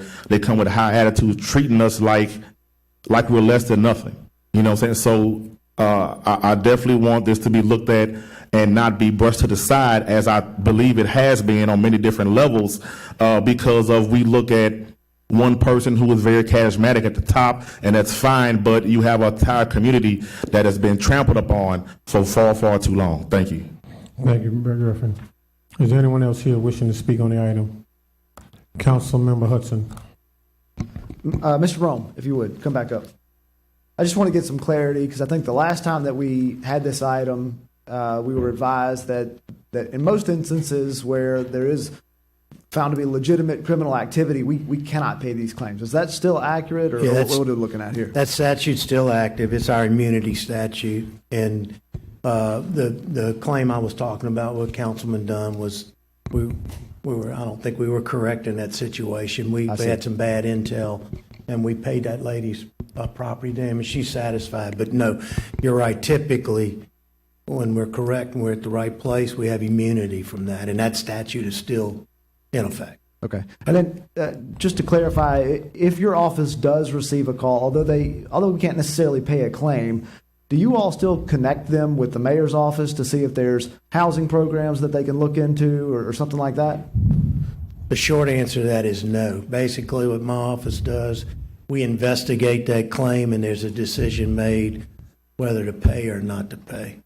And that's basically where we leave it. Well, I'll just leave that as a recommendation. Look, I understand. Look, there's families out there that are impacted on the criminal's side, right? Where their family member may have been guilty of a crime, so they're not eligible to file a claim, but they're still negative. They're a victim of the crime as well, even though that's their family member. And so at least connecting them with those resources, having that as a policy may be a positive thing, may be something for us to look at. So just a recommendation. Thank you. Thank you. Councilmember Hurst. All right, so Councilmember Dunn and I brought a similar item up earlier this year. One of our biggest, and it was Zion City. So I want to thank Councilman Dunn. One thing we don't mind, we step in each other's territories all the time, just out of respect based on relationships. And I want to thank Gino and everybody else who chipped in to make sure that this house is restored. Simultaneously, I was taking a different approach to restore the same house. I wanted to hold the city accountable to repair the home. So, because here's the deal, they spent about $12,000 to $15,000 on one home, which is extremely commendable. But that can't happen for 10 houses a year. I have 3 houses at the same time. We had so crazy. I called Andy and I said, "Hey, Andy, I have an issue in my community where a home was kicked in, but it's not actually the current address, but it was a previous address for someone who was considered to be a suspect." Which I talked to y'all about, and he said as long as it was on the license, he lived there, and the police thought that he was at that residence, they can kick the door in, right? Pull the whole front off the house. It wasn't this, it was another one. Then he had the same incident the Friday before, so Andy thought it was the same incident. Now, in this case, it was a previous address. So how does that play into this? Because here's the deal. I know you as an attorney. You have kids? Yes, sir. Do you know everything a kid does? Every single thing? I don't know everything my children do. No matter how good you raise them, right? Yes, sir. So if they come and pull the door off your house, somebody's going to have hell to pay.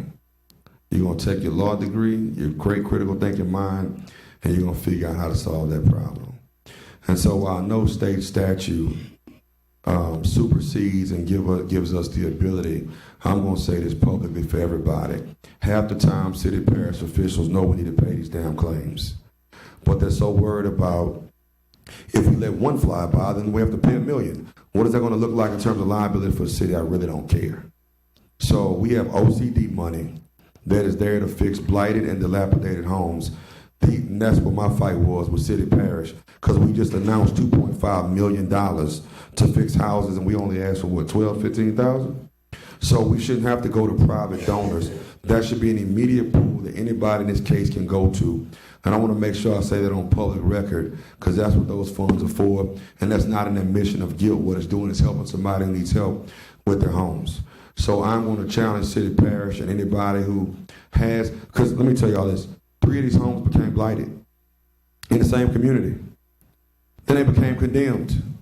And now you have people who cannot fix the condemned homes because they can't afford it. A lot of them are on fixed income, or in that case, the mother just passed from COVID. So you got, what, a 17 and 19-year-old, I think I'm saying that right, who in a home don't have the means to take care of themselves, let alone fix the front of their homes.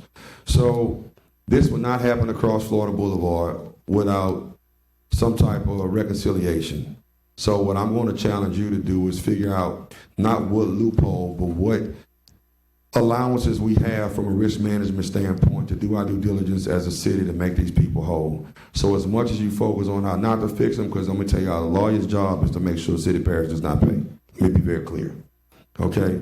We also need to figure out when we know morally that we are out of compliance. I don't care what the law says and when it comes to that, because sometimes that's why the laws can be changed, right?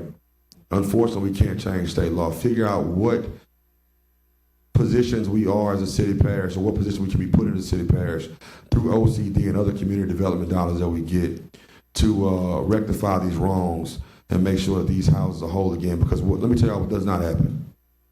The minute you can have the biggest insurance policy in the world, the minute the police said that they had just cause to break your door down, your insurance will not pay for that repair. So I'm not talking about for the people that don't have insurance, I'm talking about for the people that do as well. So we need to figure out what controls we have as a city parish, which we do all the time, not to circumvent, but what allows local municipalities to take authority in these situations. And I'm going to challenge you to do that and then come back and give a council report. Thank you. Yes, sir. Councilmember Dunn. Thank you. Councilman Hudson brought up some good points. And I do understand that there are situations where damage may be justifiable. In a hostage situation, or somebody's, running into a home, understand police pursuit may cause some damages. In the situations that we brought up, and many of them that we hear that happens in the community, there are alternative situations that could have taken place on the ground. This Cadillac Street property had two entrances. One of the entrances was locked with a burglar bars, the other entrance was not. And people on the ground shared that with officers on the ground that, hey, the side door is open, you don't have to tear the front door off. Where they decided to tear the whole front door off and tow the wall off. The other situation in Park Forest, no one was home. I understand they breached the home, but when they got in the home, they still threw flashbangs throughout the home. They still broke out every window in the home, external window. So in situations like that, we feel like that's excessive and shouldn't happen. So when it's not justifiable, we think the city should step in and take care of those claims. I agree with Councilman Hurst that we shouldn't have to resort to private money to do that. And before I forget, I want to thank Blake and his team and the staff over there because they responded in a very fast manner to help the construction team to do what they need to do from a permitted standpoint and inspection. So I want to thank Blake and them for that. I think it's twofold, Dr. White. I think we do need to look at policy in situations like that and maybe make some adjustments. But also, too, just some compassion by the officers on the ground. Just compassion for people. We don't even have to get to a point of litigation when there are alternative routes to handle some of these situations. And that could be done through training, that could be through conversations and things of that nature, but just some compassion for people. I think we won't have a lot of these situations. And the final thing I want to do before I give Councilman Hurst some of my time is just want to uplift the process, like Gino mentioned, and make sure that people are aware.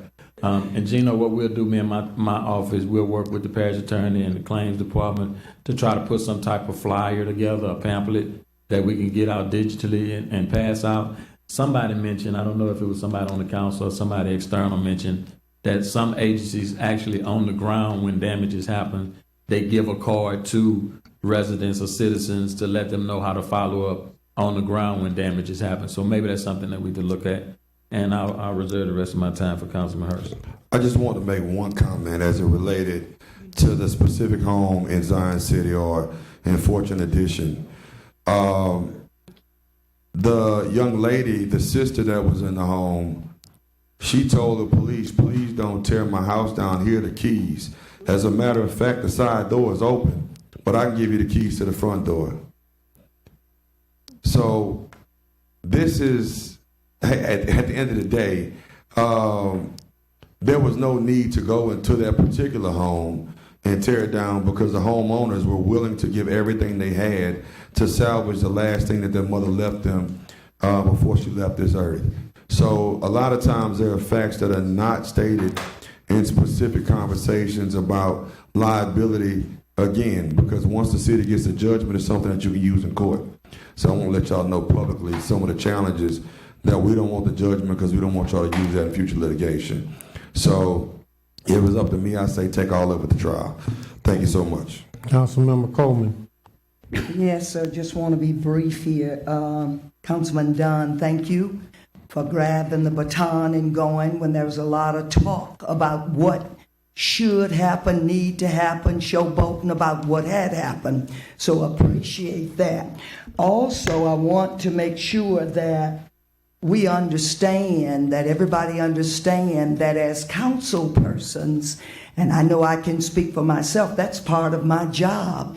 And that is to let constituents know about the services that are out there. And so to go and, like we can line out folk to do our job, I don't see that. And along those lines, Blake, I want to thank you and your group because when there are situations, I know in 10, and also Marley, when there are situations in 10, that's what we do is reach out in order to get the services to the people. And so we must be aware of knowing the different entities out here that can truly serve our constituents and then reach out to them. And that's why we have staff in our offices to assist with this. Councilmember Banks. How police reports are the parts of a police report. I had a specific question. Is there an officer or regarding police reports? No police in the house? Okay. Myron. Chief Daniels is coming. Thank you. So my Deputy Chief Myron Daniels. So doing the police report, is there a portion whereas you may have to indicate or write what the method by which you had to enter, if it was excessive force, if you had to break down a door, and then justification, is that part of the report? And if not, is that something that would assist in the double accountability? Okay, so Councilwoman, to answer your question, yes, there is mention in all of those reports for officers to enter by breaching a door in any manner. They have to have a warrant that's signed by the judge. So that is part of the checks and balances that goes into that process as well. So the examples and situations we've heard today, they did not have a warrant, a judge's warrant. I don't know if that's messing up anything legal, but no, I don't. I don't want to guess. If I can look at the cases, I can tell you. But speaking on it, 99 times out of 100, there is a warrant that is usually signed by a judge. Okay. So in these situations, it's hard for me to kind of get to it, because if it's that common, what is there? For instance, the example where the young lady offered the key to the house and said a side door was open. What would be a way to justify as part of a report? If they just left that part out, or I don't know. I'm just trying to figure out, how do we tighten the accountability part? Are there pictures? Do you all require pictures of the home once they go in? Is that part of the evidence? Yes. So usually the damage associated with executing a warrant is documented through photos as well as written reports. So, but staying specific to these cases, sure. I'm not sure as to the why, because there are a lot of tactical decisions that are made on why they choose one door versus another, or I can't speak on it. Okay, because I'm trying to figure out, before we can even get to a place where a claim is filed, I'm trying to figure out where from the police point of view, is somebody like looking at the pictures, looking at the dynamics, looking at the report, and asking questions as to why was a certain method used? Because otherwise, people really won't have any defense.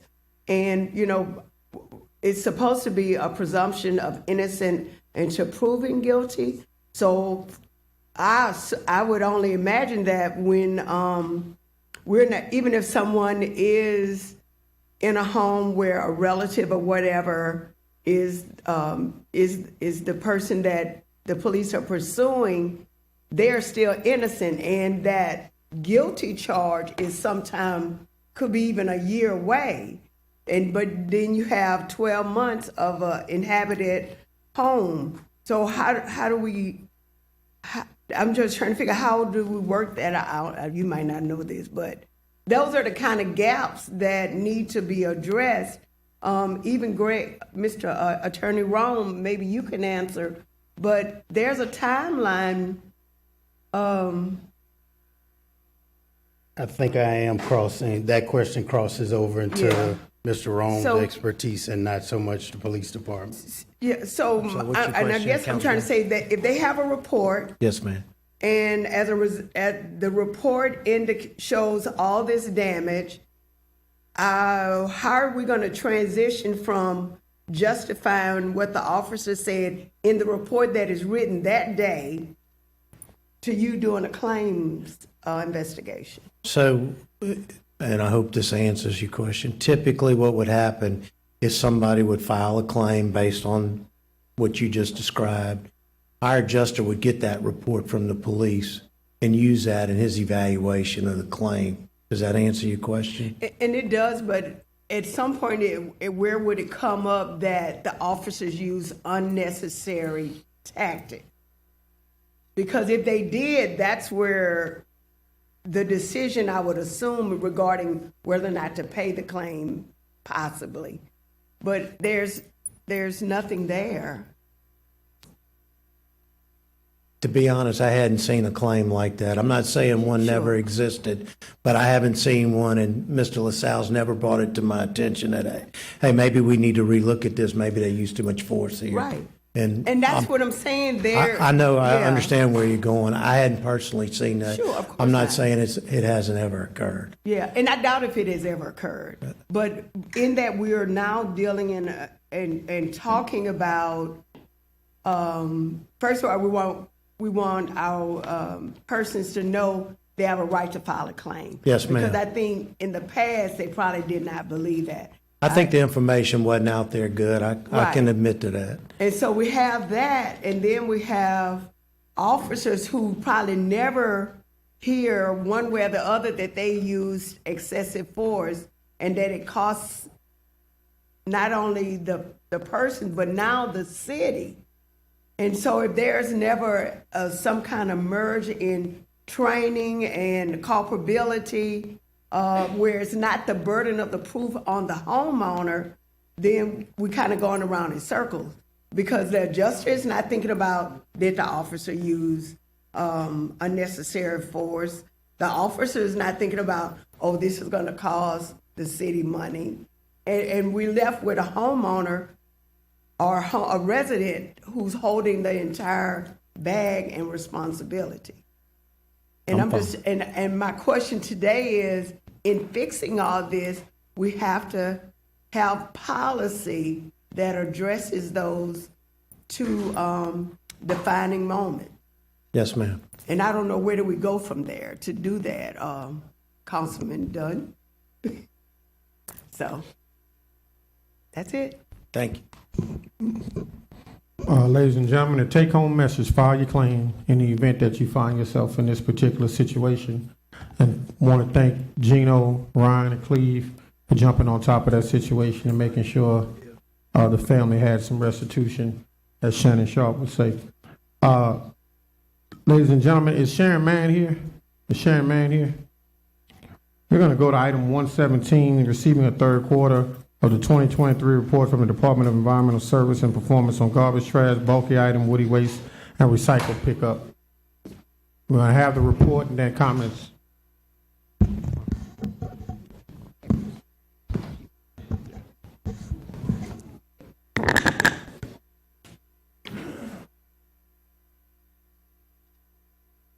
On you, Al.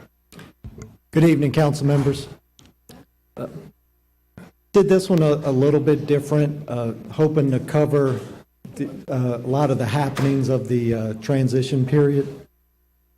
So we're going to go through the Q3 updates, cover a couple of the items that we're still continuing to transition, and then you'll hear the report directly from Republic there.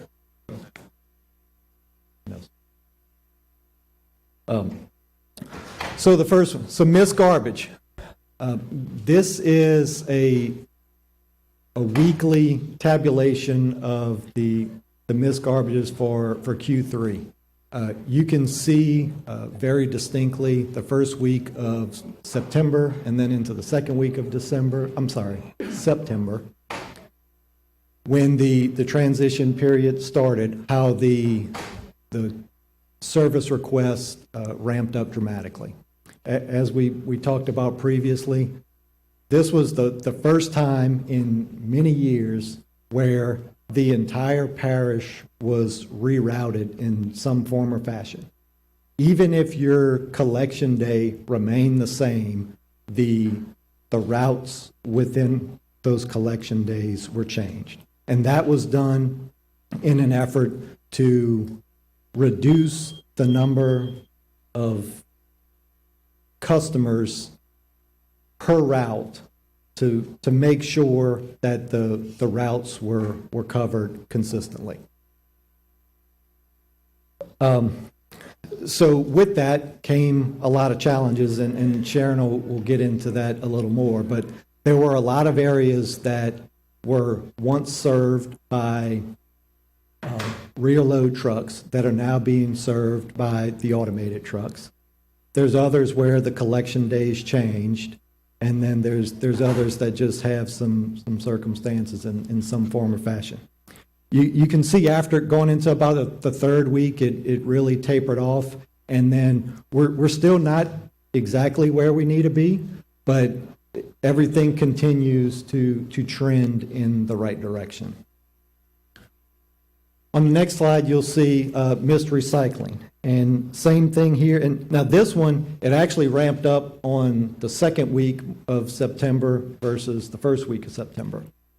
And a lot of these had to do with notifications that were not received by the residents, so they did not know that their recycling day had changed.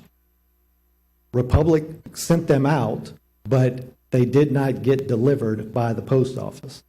A couple of weeks after they were sent out, the post office dropped off about 2,500 notifications to Republic's office saying that they were undeliverable. When they reviewed them, the addresses were perfectly fine. They were legitimate addresses. They didn't get sent out. I know very specifically a lot of them happened in Councilman Hudson's district along Jefferson Highway. For some reason, there was a stretch of Jefferson Highway that their day changed, but the notifications did not go out. So the notifications were sent back out again, and at that point, the residents got them about 3 weeks after the change. So understandably, there was some frustration there that, hey, I'm getting this 3 weeks later, but that was the reason why, is because that was actually the second notification that went out in those areas that we knew did not get the notifications. The other thing that we tried to do in the interim was where we had email addresses available for the customers that do get an electronic bill, when we had a subdivision that we knew had happened, we emailed the residents and then followed up with the postcards to all the residents. But we're trying to make that interim step of notifying everyone to make sure that they knew that their day had changed. In that time period as well, Republic serviced them on both days. They serviced them on the old collection day, and then they serviced them on the new collection day to try to help with that change. So next slide. So the items that we're still working through, the extra cart fee. When we presented here, I believe it was in July, when we presented the Q2 report, one of the suggestions from y'all back to us was, let's make sure that everybody is notified over and over again of these extra cart fees, so that there's not a lot of people that are surprised when they get their bill for September that they've got an additional cart. So we did some social media campaigns. We also sent out a press release. We put out a survey to where people could sign up and tell us if they had an extra cart. If they did have an extra cart, they could tell us whether they wanted to keep it or whether they wanted to get rid of it. So far, since the new fee has gone out, we've had 94 customers contact us and ask us to remove that fee from their bill. They said that they did not have an extra cart. So what we're doing right now, the service fee office they're not arguing with them. They're just, if you call and you say, hey, I don't have an extra cart, I want that off my bill, they immediately, they take it off the bill. They then send us a report And from there, we're going to go and take a look. The reason they got on there to begin with was one of two ways. Either Republic's drivers took a picture of more than one cart at their house, or from the survey where they said, hey, we've got 2 carts or more, and we want to keep our additional carts. So if someone is saying, hey, I don't have an extra cart, well, for some reason or another, at one point, we thought that they had an extra cart. But again, so far, the fee win was effective 9/1, and here we are, November 8th, I believe, and we've only had 94 people call us and tell us that they don't think they should be paying that fee. And we'll continue to investigate those as they come in. The other thing that we're working through from a transition standpoint is the multifamily cart to dumpsters, as those people transition for mainly the fourplexes. A fourplex was not considered multifamily in the old contract, but they are considered multifamily in the new contract. So we're looking to convert those to dumpsters where possible.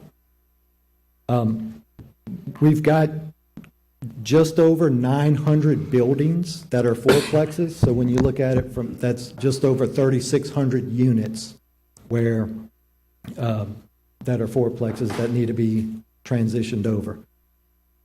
We've been working through that. We added a new service request type in 311 called multifamily cart to dumpster. So if you put that in, or the owner of the fourplex puts that in, it automatically goes to Republic and their team, and then they go out, they take a look at the area. Maybe the person has more than one, maybe they want to put one dumpster in the middle of 2 fourplexes, something like that. So every case is different, so that's why they go take a look at it and then figure out how they're going to handle it. So we are continuing to work through those. The other thing that we're doing is we've cross-referenced that list with the owner's information from the assessor's office. And the next step is going to be to do a mail out to the owners that have not been in touch with us yet, to get their attention that way through mail and get them to contact us so we can start working through that process. There are quite a few that there's multiple people that they own multiple properties. We've got 9 owners who own more than 10 properties, and we've got 26 owners who own more than 5 properties. So really, if we can get in touch with those folks if they haven't contacted us yet, and those are buildings, so then you multiply that times 4 for the overall units. But eventually, everybody will get a notice. But if we start with those larger ones and really we can get a lot knocked out at one time. So with that, I'm going to turn it over to Sharon with Republic. Good evening, council members. So, rerouting the city of Baton Rouge was a challenge after not doing it for 20 years, but we were surprised to see that there were actually some areas that people were still using garbage cans that they had purchased from Home Depot, and there were people that still didn't have Baton Rouge carts. So we were pleasantly surprised that we had to go pick those up and deliver Baton Rouge carts to them, and we're still in the process of doing that. So with that, we had to re-educate people on the automated truck, having to put your cart out to the curb so that the arm could reach it, and that not putting it in the middle of your yard. And people on rear load trucks have a tendency, you can go get the cart, right? So, and we can't go in your backyard and get it, and we can't go on private property. So we're dealing with those one-offs, and that's what we're dealing with right now. We have some other areas that we've decided to convert to dumpsters because it was not safe for us to do. And we've notified some council members that we needed to do that, and we've went out and put flyers, and my team has met a lot of residents individually as a result of doing this. So we are pretty close. I tell you, we're about 96% on completion of doing all of that. We still do have some in some rural areas that we've got to get some more carts out to, that they do have those old metal garbage cans, that's what they were using, and even some Home Depot carts. So we are getting those put out as quickly as we possibly can. But with that being said, we are glad to see that our routes are being finished earlier. Drivers are coming in at a much earlier time period, around the 3 o'clock time in the afternoon, 3:30 some days a little bit later, but it just depends on if it's a one-off, if there's traffic. But the reroute has worked for what we wanted it to do, and Councilman Hudson, what you asked, is by us separating it like we needed to. Now, there's some tweaking that we're having to do, just because there are some areas that we're having to go back and look and say, okay, we have to service this with a rear loader, just because by design, we can't use an automated truck. And those are the things that we're dealing with right now. But for the most part, we're really happy with the reroute, and we think that it's going to, in the long run, it's going to be great for the citizens of Baton Rouge as well. Any questions? Before we go to questions from the council, we're going to have the public hearing. Is there anyone here wishing to speak on item 121? Excuse me, not item 121, item 117. Anyone wishing to speak on the item? Now we go to council members. Councilmember Moak. Yeah, quick No, I'm question. gonna let somebody else speak before you count. No, I'm just joking. I'm gonna make mine short. On the cart thing, you mentioned that y'all pass by, they take a picture, they send y'all how many carts they have. Does that include carts y'all purposely look up by their house to see how many carts they have also, or is this just carts that they put out by the road?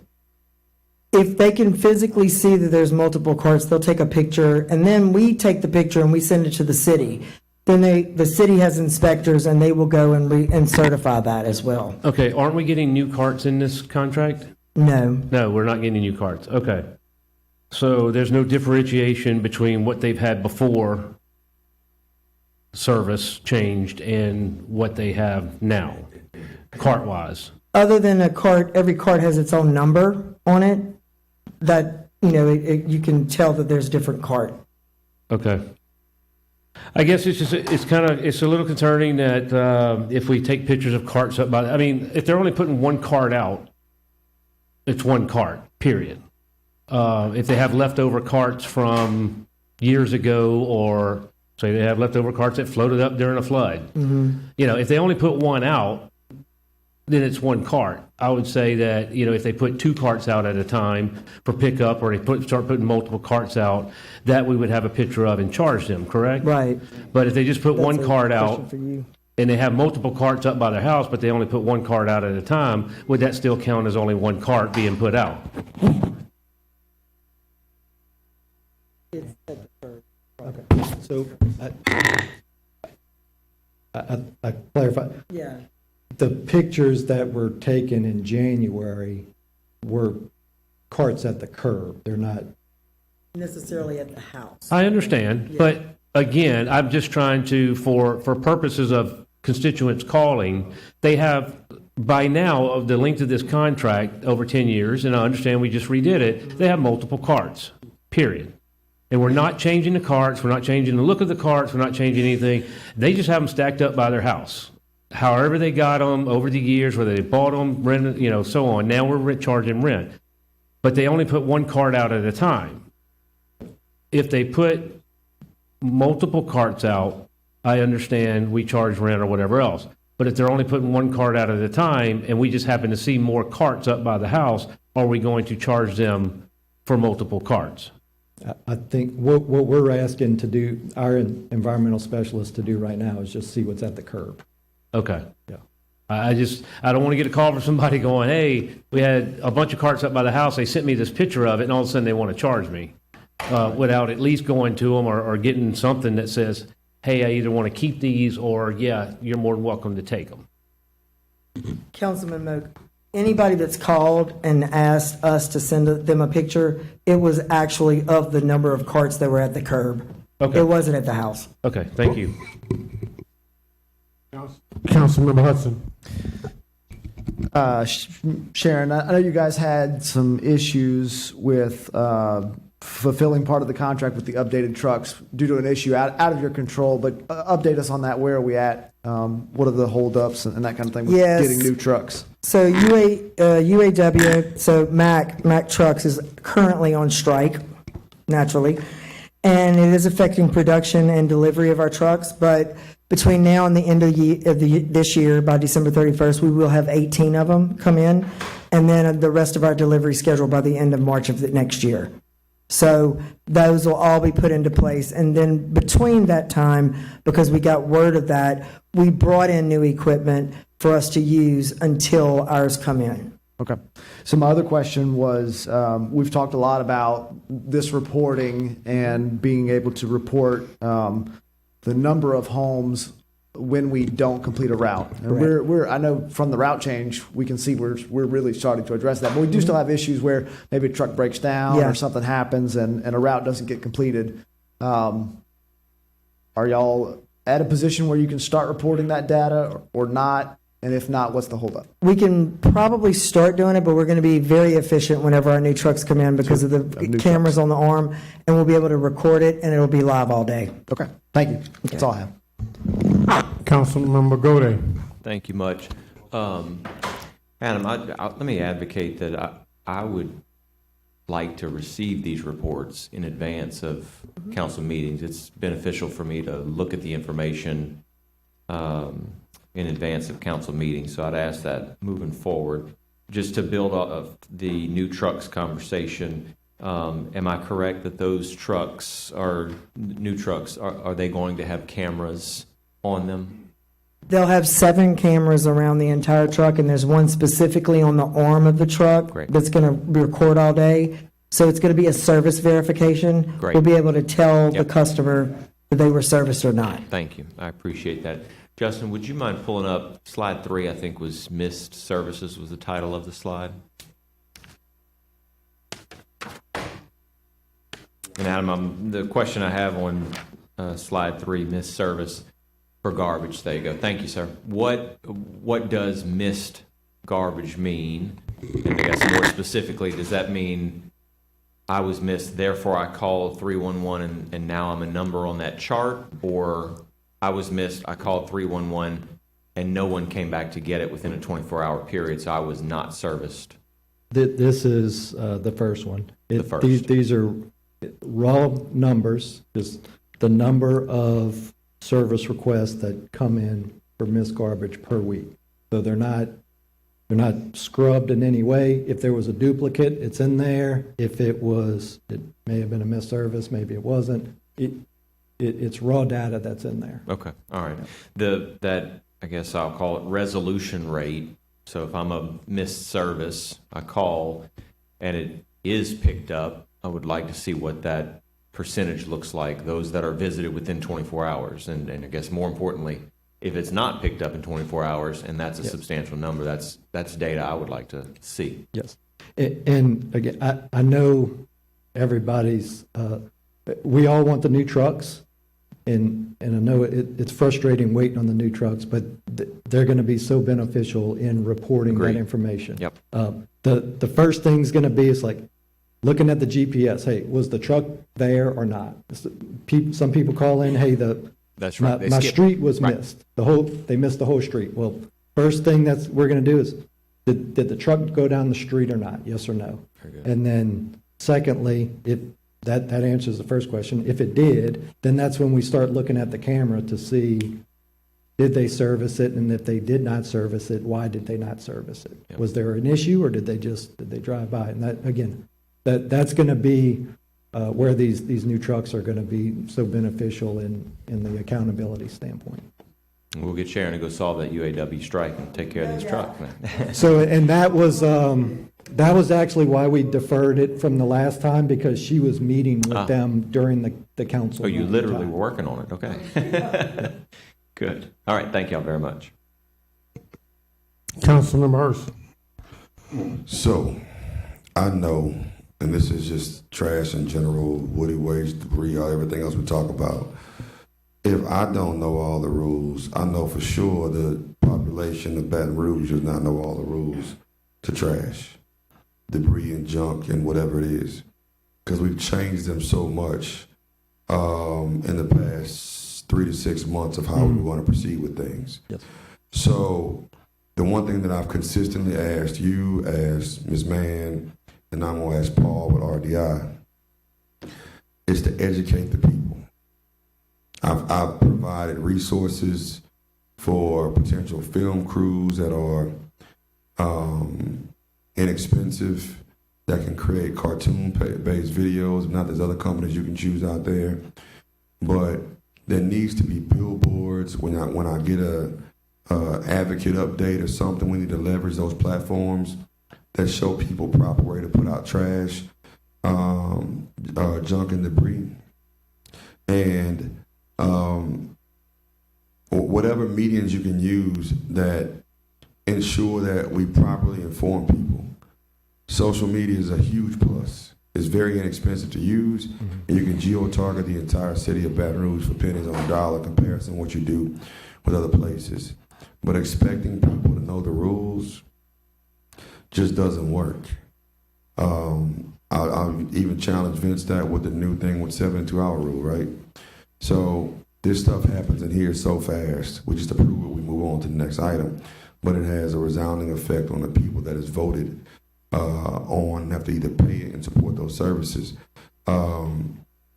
or get a letter in the mail saying you're getting fined, or whatever it may be. That goes to Vince, and for you guys, which is such a drastic increase in the price of what they pay on a monthly basis, and to receive such poor services in the first 45 days, and we talked about that. We know it's part of transition, right? So we've given you some grace as a council body, but the average person doesn't care. Because I know my office was flooded with calls initially. They don't care. The trash was missed, and they did pick it up though. So I want to give them kudos that if I call Willie or I call Sharon, or I didn't just relationship with Paul until recently, but they did whatever we asked them to do. So it wasn't that they wouldn't go back and go get it. But a lot of it was from misinformation. So we have to do something better than sending a card in the mail that's going to trash. It's going to trash at your house, it's going to trash at my house, and probably everybody up here because we get so much junk. So if a digital platform is a way that people put out messages that want to reach the masses because everybody has their phones in their hand, we need to start using that platform as well to take some of these dollars that we pay these contractors as a part of a marketing opportunity to close that gap of information. Thank you. We'll do that. And I know Sharon has talked about a commercial in the past, so we'll work on that. Councilmember Coleman. Just a quick question here and maybe clarification, because Tiger Town has concerns about the dumpsters. You know, you got the multi-purpose buildings and all of that. And so we've got questions about that multifamily building and that they were not aware about the dumpster requirement. And so that's for the commercial and for the residents there. So clarify that as to who, what, when, where, and how, please. Okay. So anything that is over a triplex is now considered to be multifamily in the new contract. And as part of that, the contract states that that multifamily will be serviced by dumpsters. So now that went into effect September 1. That doesn't mean that we stop picking up carts, servicing the carts on September 1 if they hadn't converted over. We're going to continue to work with them right now as we continue this transition process. But if they've got a fourplex or something like that, then they should convert to dumpsters. And again, they can do that by going to 311. There's a service request type called multifamily cart to dumpster. It goes directly to Republic's office, and they go out and meet with the landowner to look at that site in particular to determine what the best option is for that property. And also, just for the record, one of the concern was where the dumpsters were placed and that they were not all in good spots and was, yeah. in places that were blocking folk from being able to matriculate. Okay, and that's part of the reason for the site visit, because to make sure that they can be placed, number one, we can't put them in the right of way. We can't block access. We can't block someone's site being able to pull out onto the street. So there's a lot of different factors to look at, and that's the intent of the site visit before they make that conversion. You're welcome. Councilmember Moe. I got one thing I want to tell you about the multifamily and the conversion and everything. I want to commend y'all on working with the dwellings on grandfathering in their carts possibly. I know we had 2 or 3 of them that y'all visited in Central that there just was nowhere to put dumpsters. Are y'all still looking into a lot of those? What is our kind of point of conversion as far as people converting over? Or do we still have just a lot still out there? There's a lot out there, and we'll just have to see how we handle it when we draw that line to where, okay, it's now you're non-compliant. I can tell you at this point, it's at least the end of the year before we start looking into other avenues. But like you said, we're trying to convert properties that may or may not have been designed for dumpsters. Correct. They were designed for carts. So the intent is to convert them over, but if it just absolutely doesn't work for whatever reason, and it's not an issue to continue to service them as carts, then that's the way it's going to be. And like you said, there's been a handful of those cases. Right. But for the most part, we'd like to convert them to dumpsters. Right. And I asked about that process early on. I just want to make sure that the public understands that they can call y'all. No, don't just sit there and leave. Keep putting your carts out until y'all get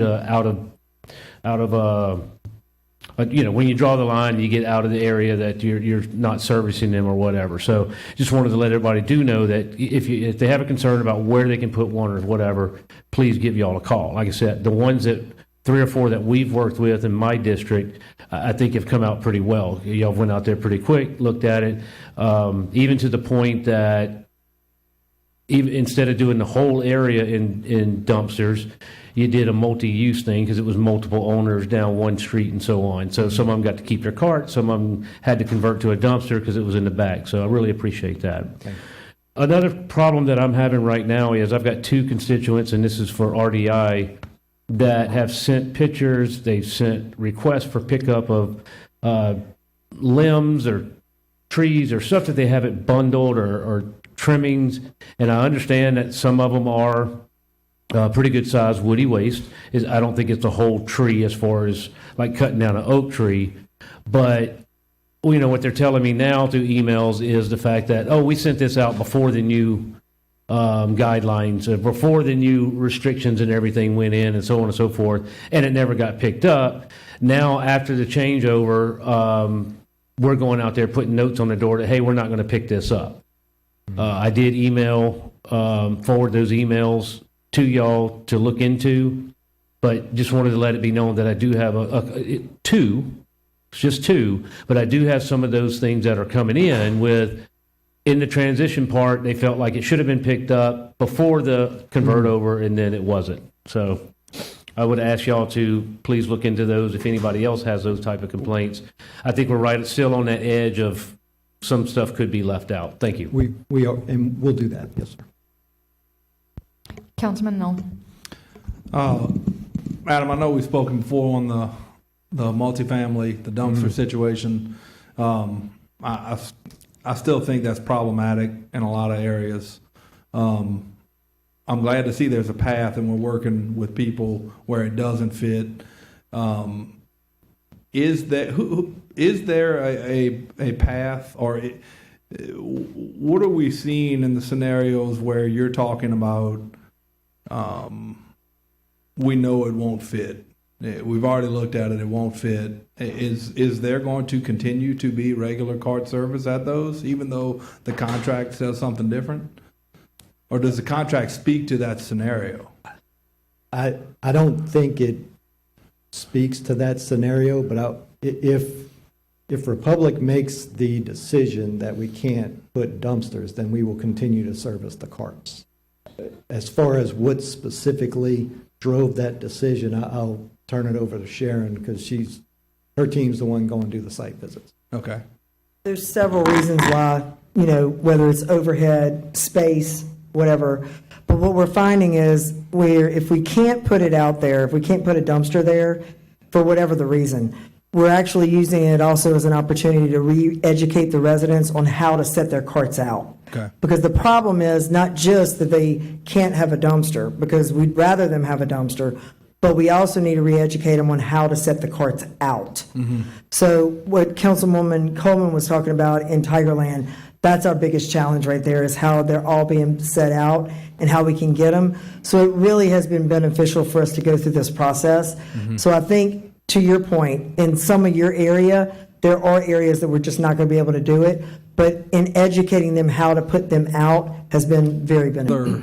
Part of that is when you have some scenarios where it's multiple owners. Yep.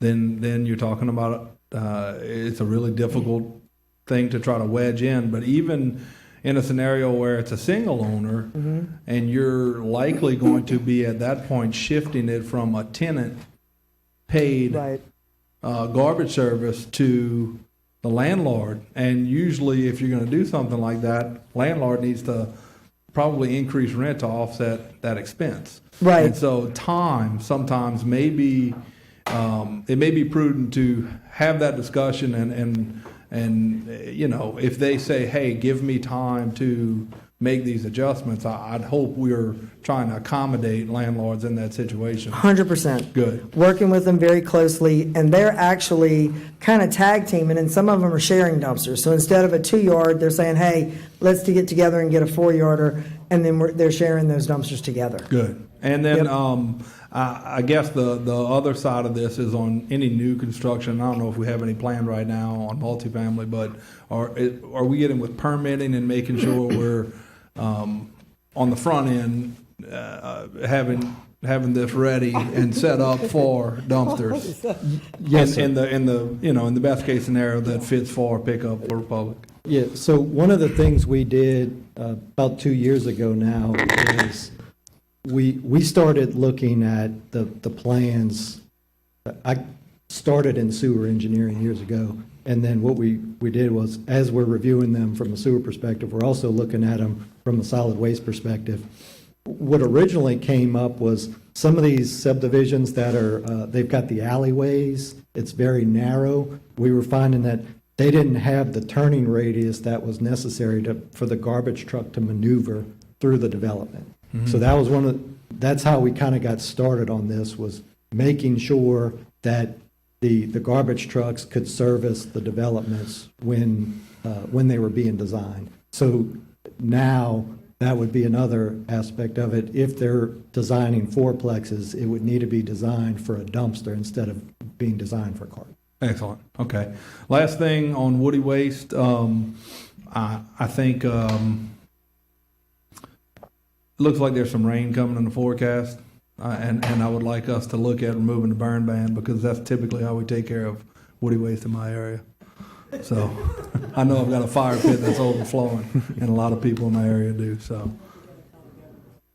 no, we can do it as a parish. Yeah. Mm-hmm. Yeah. Yeah. We got some rain coming. I'm gonna have it on the agenda. Councilmember Amoroso. I just wanted to see if someone was from Richards that was here tonight might want to give some kind of an update or anything. Yes, Councilman Ulysses Addison, representing Richards Disposal. According to our 311 center, we are caught up on all of our issues regarding outer carts. There is a distinction between outer cart additional service that is beyond the 10 items and 40 pounds is what we do outer cart. The additional service, we also tag that, but notice on the pickup. Anything Woody Works that is beyond what Councilman Mocha spoke about earlier about being out before the September date.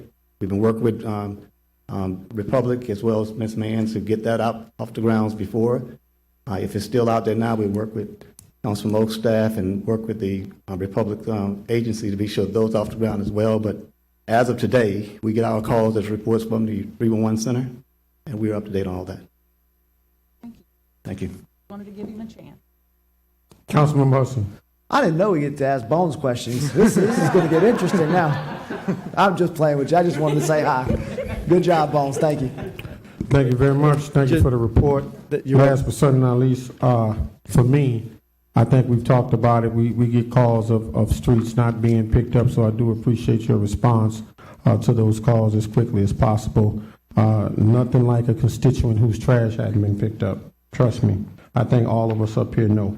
So thanks for working with us to do that. Council members, if you're turning to page 13, we're going to take items 73 and 83 together. Item 73 is supplemental resolution amending the restated general bond resolution number 44893, providing for execution and delivery of loan agreement by and between the East Baton Rouge Parish Sewage Commission and Louisiana Local Government Environmental Facilities and Community Development Authority by bond council, and item 83, authorizing the appropriation of not to exceed $164,408,925 of bond proceeds and other funds from sewer system to partially refund certain maturities of the 2020 sewer revenue bonds through the tender office transaction, Director of Environmental Services, and the Finance Director. Is there anyone here wishing to speak on items 73 and 83? Council members, a motion to approve by Councilmember Rocker, seconded by the chair. Are there any objections? Items 73 and 83 have been approved. We go to item 74, authorizing the Metropolitan Council to grant the Louisiana Department of Transportation Development access rights, including ingress and egress, for parcel AR 12-5, and authorizing the mayor president to execute agreement with the acquisition of access rights by the parish attorney. Is there anyone here wishing to speak on item 74? Council members, motion to approve by Councilmember Coleman, seconded by Councilmember Adams. Are there any objections?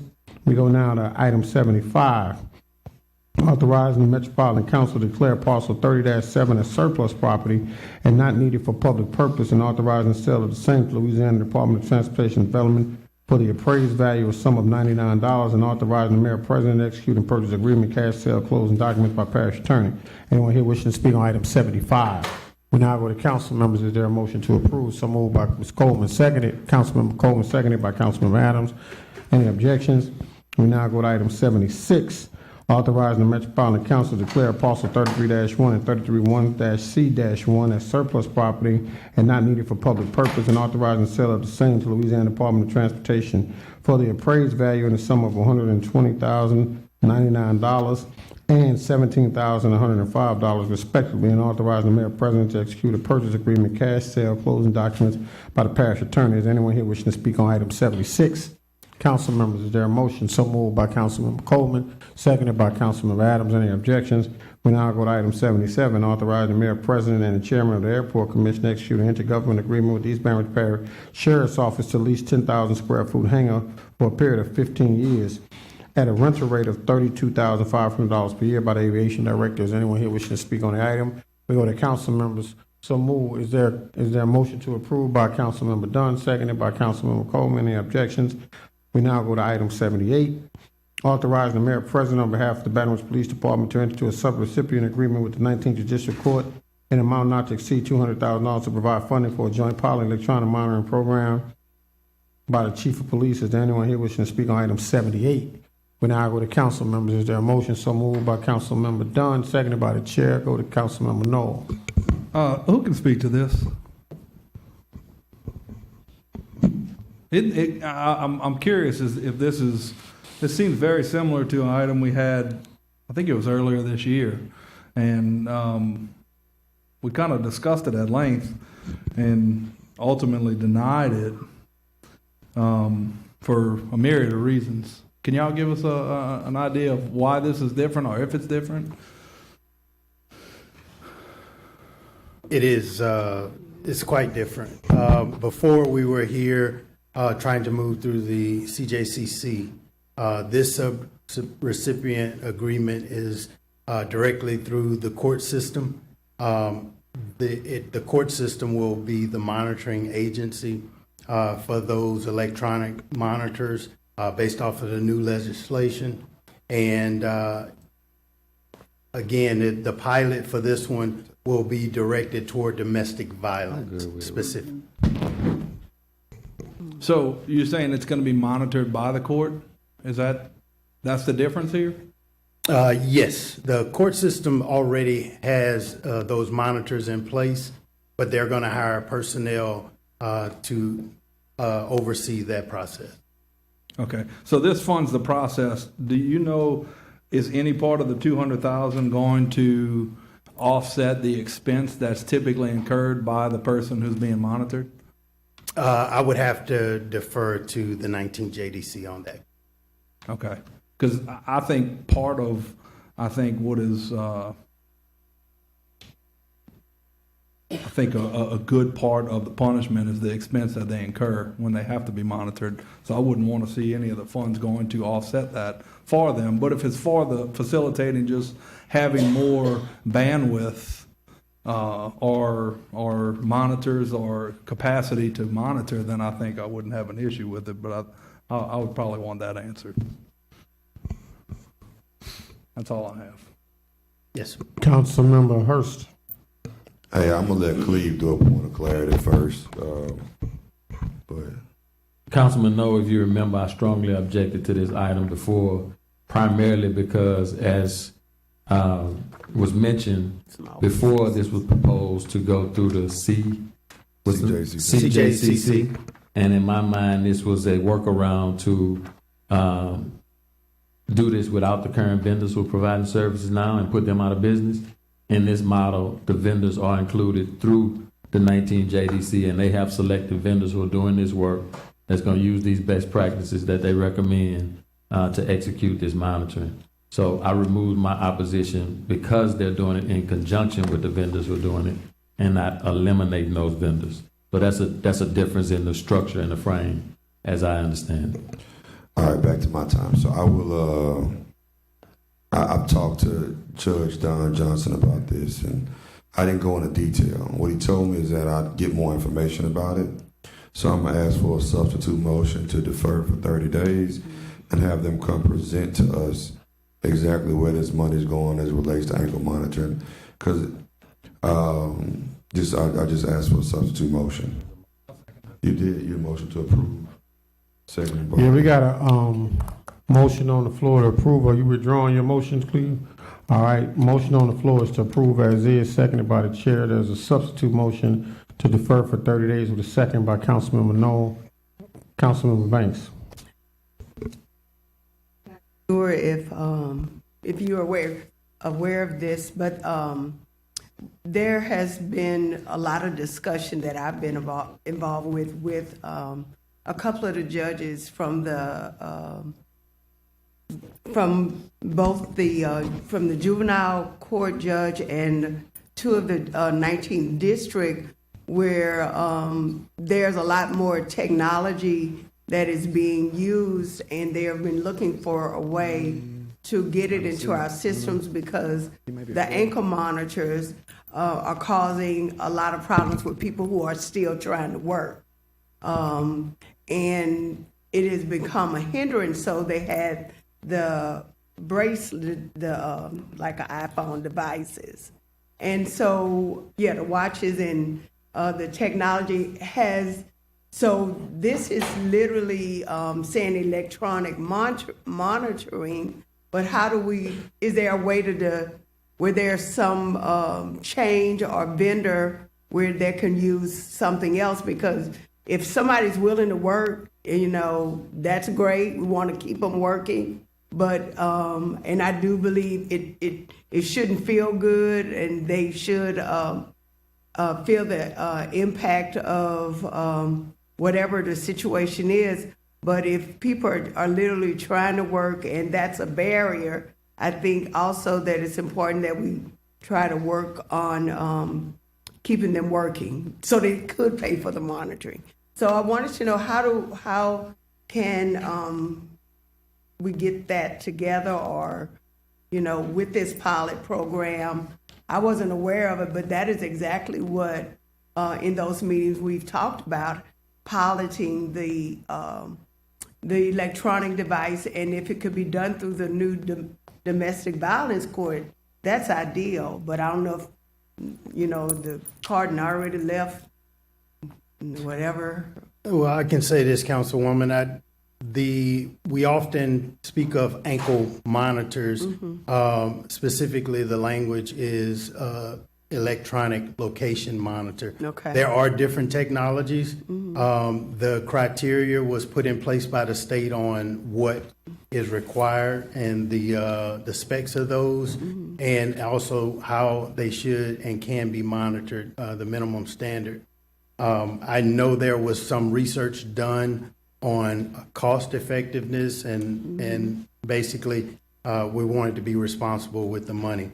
But again, that process, we are just assisting the 19th JDC in that process to ensure that we can provide that safety. The biggest thing right now for us is protection of those victims of domestic violence.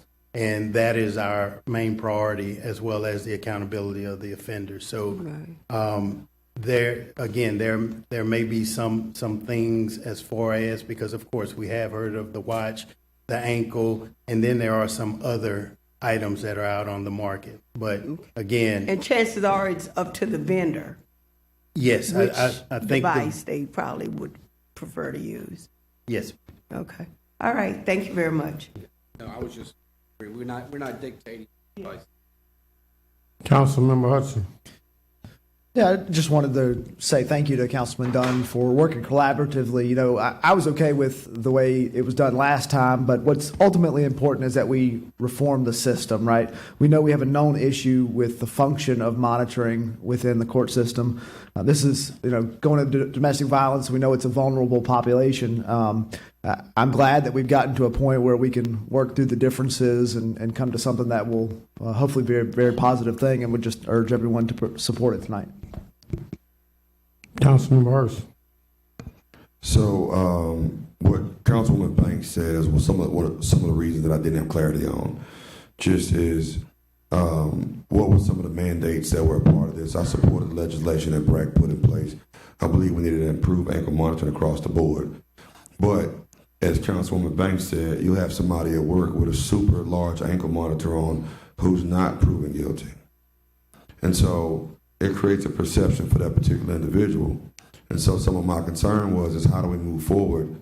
And then what does that look like in terms of using additional technology to make sure that we can still, what term did you use, the real electronic monitoring systems? Yeah, electronic location. Location, okay, that's great. But there's several ways that happens in a car, right? I can check my watch. I can monitor my phone. I can put a location device. I sold these for a living. I can put them in the car. There's so many things I can do. Your iPad, I can create an app, whatever it is. But the point is that I just wanted to know where these funds were going, how they were being implemented. I'm not against it, by the way. I think we do need to put tighter reins on it. I just wanted a presentation to show how they're being used and implemented, not just a rubber stamp and this, knowing that this money is going to directly affect somebody's life. That was it. Councilman Baraka. Just to help you out, sir, just a little bit. So the funds are going to be used, there's $200,000, and it would basically, those funds would be used for about 20 individuals that are accused of a domestic battery, a domestic abuse type of crime.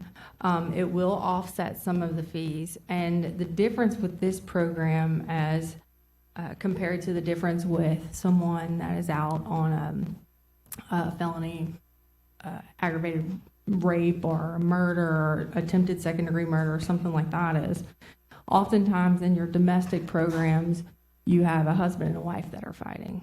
And there are allegations that are made that technically I could go and make those allegations now, and they're not substantiated on the front end, and you have to go through a long court process in order to determine, who's right and who's wrong, who gets the children, who gets the house. There are things that are involved that induce folks, unfortunately, to lie. The way that domestic abuse law is currently written, it almost benefits a spouse to claim a domestic abuse crime against another spouse because they come out with more money, more property, and more rights to the children immediately if there's a protective order in place. This program and how it has been revamped into the domestic program will allow for people that have been accused of this particular crime to be monitored and for the court system to see that they are actually doing the right thing. Whereas currently, as it stands, it is a privately funded program, and the accused person would have to pay for the monitoring system, which means that they could get a negative response or a negative report, even if they're not doing anything wrong, if their battery dies. And really, this is just a pilot program to see in this particular area with regard to domestic whether or not it's going to work and move forward in the 19 JDC. So based upon that information and being that it is not being used for hardened felons accused of pretty serious crimes, I think we're in a better posturing this time looking at this program rather than what we were looking at last time. So with that information and that is my understanding, I believe it to be, and I don't know if that you're in agreement with that, I believe it to be a better program this go round. And as you were speaking, the representative from the 19 JDC just showed. So, yeah. Oh, the big ask, right? Welcome. Thank you. I'm Diana Gibbons. I'm the judicial administrator for the 19th JDC. Gotcha. So I just spoke with one of the judges to get some clarity in the back of the room. Oh, So, okay, good.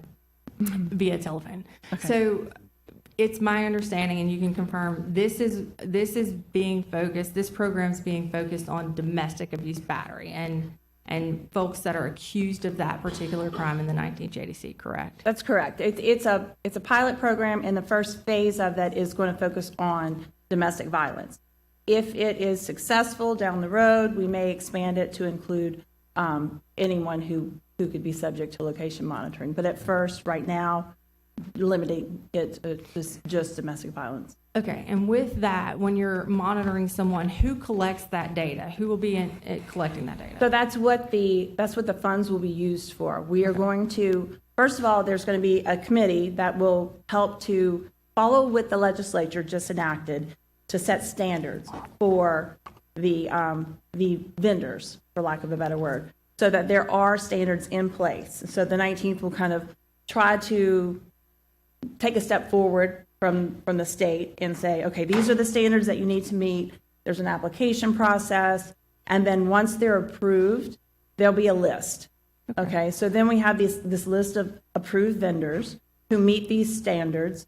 And whenever someone is required to be on location monitoring, they can choose from that list of approved vendors. Those vendors need to report to our central location in our pretrial program.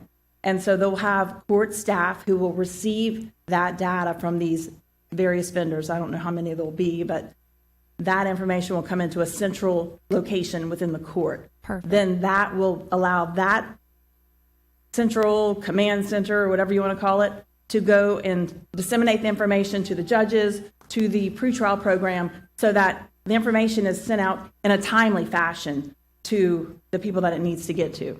I need extra time, please. So with that program, I know that one of the concerns previously whenever this came before us was that we did not, and the legislation had not been passed whenever we were looking at that. We have some actual really good vendors in the 19 JDC that perform this function currently. And they're not all equal, obviously. Right. Some have challenges and others have advantages. We're not putting any of the private vendors out of business by moving forward with this tonight, are we? No, absolutely not. And the standards that are going to be put into place and established by the committee are simply what is going to be established by the state, by this legislation that's been enacted. Okay. So it's just, we're trying to get ahead of that at the 19th and and create some kind of rules of the game, so to speak. Absolutely, because it's all new. It's all brand new, so you guys are ahead of the game, and you're trying to figure out where the kinks are by establishing this program to make sure that everyone's protected and everyone's safe through this program, and that we're enforcing the new legislation properly in the 19th JDC. That's it.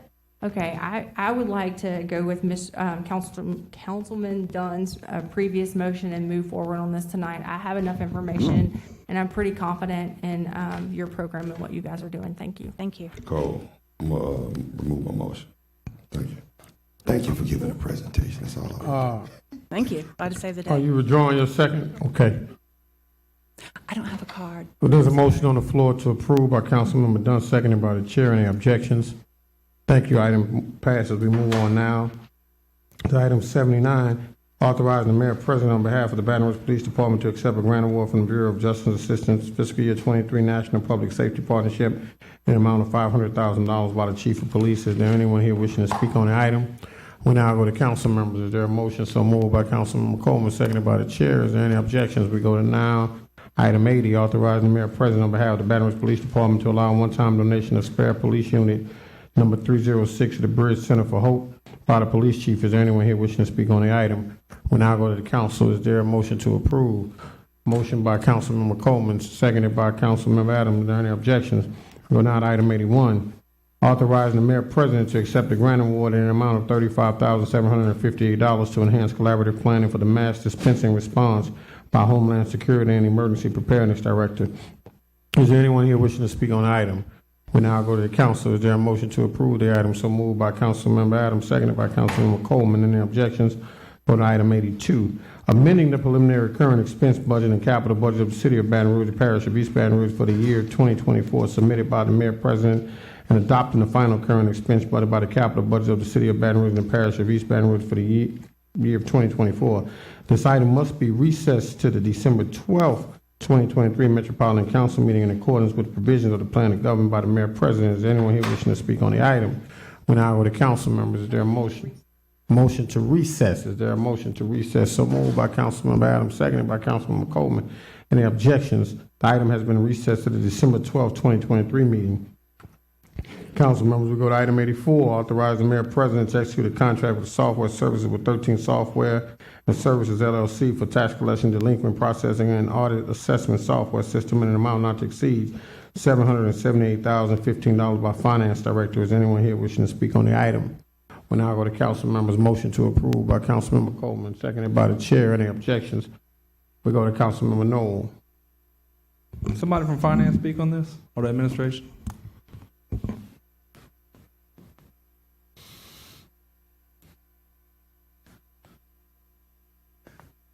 I'm just curious whether this is something we've utilized in the past, if this company is somebody we've utilized, or if this is new. This system, the system we currently have, we've had for about 16 years, and we wanted to take advantage of some new technology. So we did an RFP, and we had 6 vendors that submitted proposals to us, and we narrowed it down to this vendor. There are currently about 45 parishes in Louisiana that are using this collection software. So we're really comfortable that it's going to be able to handle, what we need it to do. So is the old one just not handling the capacity, or what's? It just has not had any upgrades. There's efficiencies that this new system has that the old system doesn't, and we process in excess of $55 million a month through this system just in sales tax alone. We also we collect occupational license, insurance premium tax, hotel, motel. So the quantity of data that we process through this system is massive. And so the most efficient processes we can, take advantage of, that's what we'd like to do. So that was, we've been using the same one for 16 years. So this is going to be, it's going to monitor, but it's also going to facilitate collection from. This is the system that we input all of the sales tax returns into, and it helps us calculate the distribution. So it tells us, how much we have to give to City of Baker, Zachary, Central, the school districts, that kind of thing. So it facilitates that process so we can get that all done within the timelines. Is this also the same system that businesses use to pay taxes to City Parish? No, we download from that system. Parish e-file is the system that the state actually pays for, and we download returns from Parish e-file into the city parish collection system. Okay, and those filings are what tells you who to send to based on? Yes, depending on what column they file in. Okay, all right, thank you. Councilmember Hudson. So, in the event that the state moves to a centralized sales tax collection model, does this software become obsolete, or would we still be using this? We would still be using this software. The only centralization that they're even discussing at this point is for sales tax. And we do calculate, or we do collect occupational license, hotel motel, insurance premium tax, public utility tax. So we do have other taxes. But even the discussions they've had to date on the consolidation of the sales tax is actually just the online filing section of it at this point. It's not the collection of the tax that's being consolidated. It's the filing of the tax. So there'll be a single return that the Uniform Local Sales Tax Board will be providing to businesses, and they can file, where it goes. And then the Uniform Sales Tax Board system is where we will download from, but we will still download into a collection system. We still need one that will calculate the distribution and all that for our side. Thank you. Motion by Coleman, seconded by the chair. I ask if there are any objections. Any objections, council member? Item has been approved. We now go to item 85, authorizing the mayor president to enter into and execute an amendment number 9 to the grant-funded professional services agreement between City of Baton Rouge, Parish of East Baton Rouge on behalf of the Office of Community Development and Hunt and Gilliard and Associates LLC, amending the termination date to January 31st, 2024, and increase the amount of compensation by $1,770,460.75 for a total not to exceed $8,083,476.87 by the mayor's Office of Community Development. Is anyone here wishing to speak on the item? Council members, you Hudson. should have received one email comment in opposition to item 85. Councilmember Hudson. Is there somebody from the administration, I guess Marley, that can come and speak to this one? So this was just a big change, so it grabbed my attention with being Sure. 1.7 million. But the other thing that grabbed my attention was that we, in introductions, and I'm assuming these are sort of connected, but correct me if I'm wrong. In introductions for next week, there's also where we're reallocating or reassigning future or previous year budgets. So walk me through this. What are we doing? And Sure. In response to COVID-19, we received emergency rental assistance dollars from the federal government. In lieu of kind of expanding a department in a really big way for temporary dollars, it's my understanding that the administration at that time consulted with HGA to really administer that program in coordination with several local partners, YWCA, Urban Restoration Enhancement Corporation, Mid-City Redevelopment, and others, to run this rental assistance program in cooperation with community. This emergency rental assistance program is ending very soon. It's supposed to end at the end of this year, and we need some time for closeout. And so a big chunk of this final amount of money is for that closeout of this program, and the administrative and reporting requirements is a part of that. There's also some additional funding in that budget providing continual kind of environmental review assistance, other technical assistance from HUD, and all of the funding for this amendment is covered through the administrative dollars we receive from our federal funding, and so does not increase any general fund requirements for the programs. Thank you. Absolutely. Councilmember Hurst. Hey, I'm going to take a personal point of privilege during this time. Myself, Councilman Cleve Dunn, Councilman Moak had the opportunity to go to Houston last week. Was last week? It was. It feels like already a lifetime ago. Yeah. With Marley. And y'all know I'm very vocal, so I will tell somebody when they're not good for city parish. But I will also tell somebody when they're amazing for city parish. And I'm going to tell y'all a couple of things y'all did not know. Marley turned down Yale, MIT, and Harvard to work for city parish because she believed and wanted to make our city better. Number 2, she literally dominated every conversation in Houston and became the expert where they wanted to build a partnership with Baton Rouge because of the type of people that we bring to the table. And in the airport, she was offered a vice president job at the Housing Authority in Houston and turned turned it down because she wanted to see Baton Rouge be the best place to live, work, and play. So I want to just commend you on all the work that you do, and thank you for being the best part of City Parish.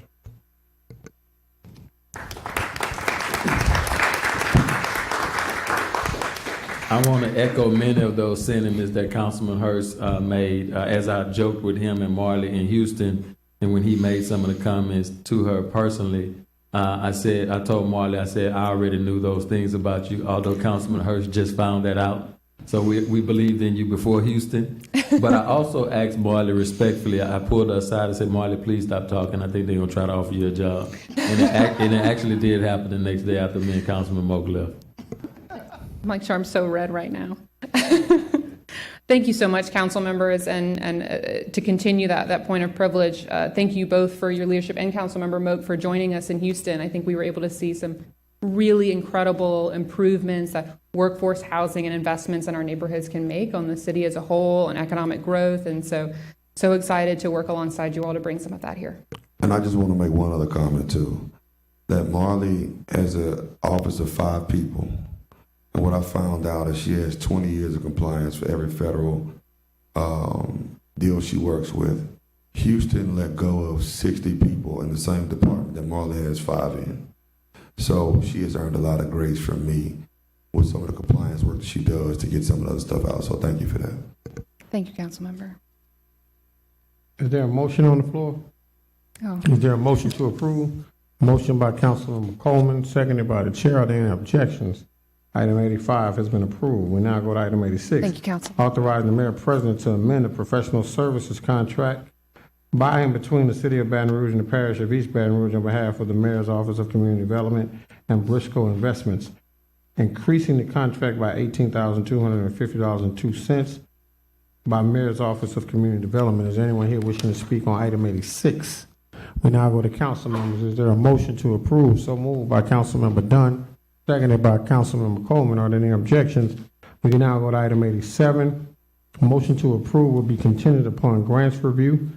Authorizing the mayor president on behalf of the mayor's office of community development to authorize execution of a contract amendment with Southeast Louisiana Legal Services to provide administrative and legal aid, case management, assistance with emergency rental assistance program for a total amount not to exceed $499,767. Is there anyone here wishing to speak on item 87? We now go to council members. Is there a motion to approve item 87? So moved by Councilmember Dunn, seconded by Councilmember Coleman. Any objections? We now go to 88. Resending and directing the clerk of court to council notice to attend in the matter of the city of Baton Rouge versus Prudent Acquisitions LLC, 2863 Thomas H. Dale Pitt. The reason for decision only is obtaining permit for repairs by Councilmember Coleman. Anyone want to speak on the item? Councilmember Coleman. So moved, seconded by the chair. Any objections? 89. Authorizing settlement in the matter of entitled State Farm Mutual Automobile Insurance Company and Matthew Hurley in the amount of $10,550 plus court costs in the amount of $302 for a total amount of $10,852 by parish attorney. Is anyone here wishing to speak on the item? We go to council. Is there a motion to approve? So moved by Councilmember Knowles, seconded by the chair. Any objections? We go to item 90, authorizing settlement in the matter entitled Victor Simmons and City of Baton Rouge et al. In the amount of $14,500 plus court costs in the amount of $533.50 for a total amount of $15,023.50 by the parish attorney. Is anyone here wishing to speak on the item? We now go to council members. Is there a motion to approve? So moved by Councilmember Knowles, seconded by Councilmember Coleman. Any objections? We go to item 91, authorizing the settlement and claim of Andrew Russell and for damages resulting from an auto accident caused by the public works employee in the amount of $16,500 by parish attorney. Is there anyone here wishing to speak on the item? We now go to council members. Is there a motion to approve? So moved by Councilmember Hurst, seconded by the chair. Any objections? We now go to item 92, authorizing the mayor president to execute a supplement to an existing contract for engineering services of the Groom Road, Louisiana, and LA 19, the Plank Road for Professional Engineering Consulting Corporation in the amount not to exceed $15,707.43 by Transportation and Drainage Director. Anyone here wishing to speak on the item? We now go to council members. Is there a motion? So moved by Councilmember Coleman, seconded by the chair. Any objections? We go now to item 93, authorizing the mayor president to execute a contract with Carbo Landscape Architect LLC to provide professional design services for the construction of the Perkins Overpass District Enhancement Project in an amount not to exceed $134,250 by Transportation and Drainage Director Mark Martin. Come on down.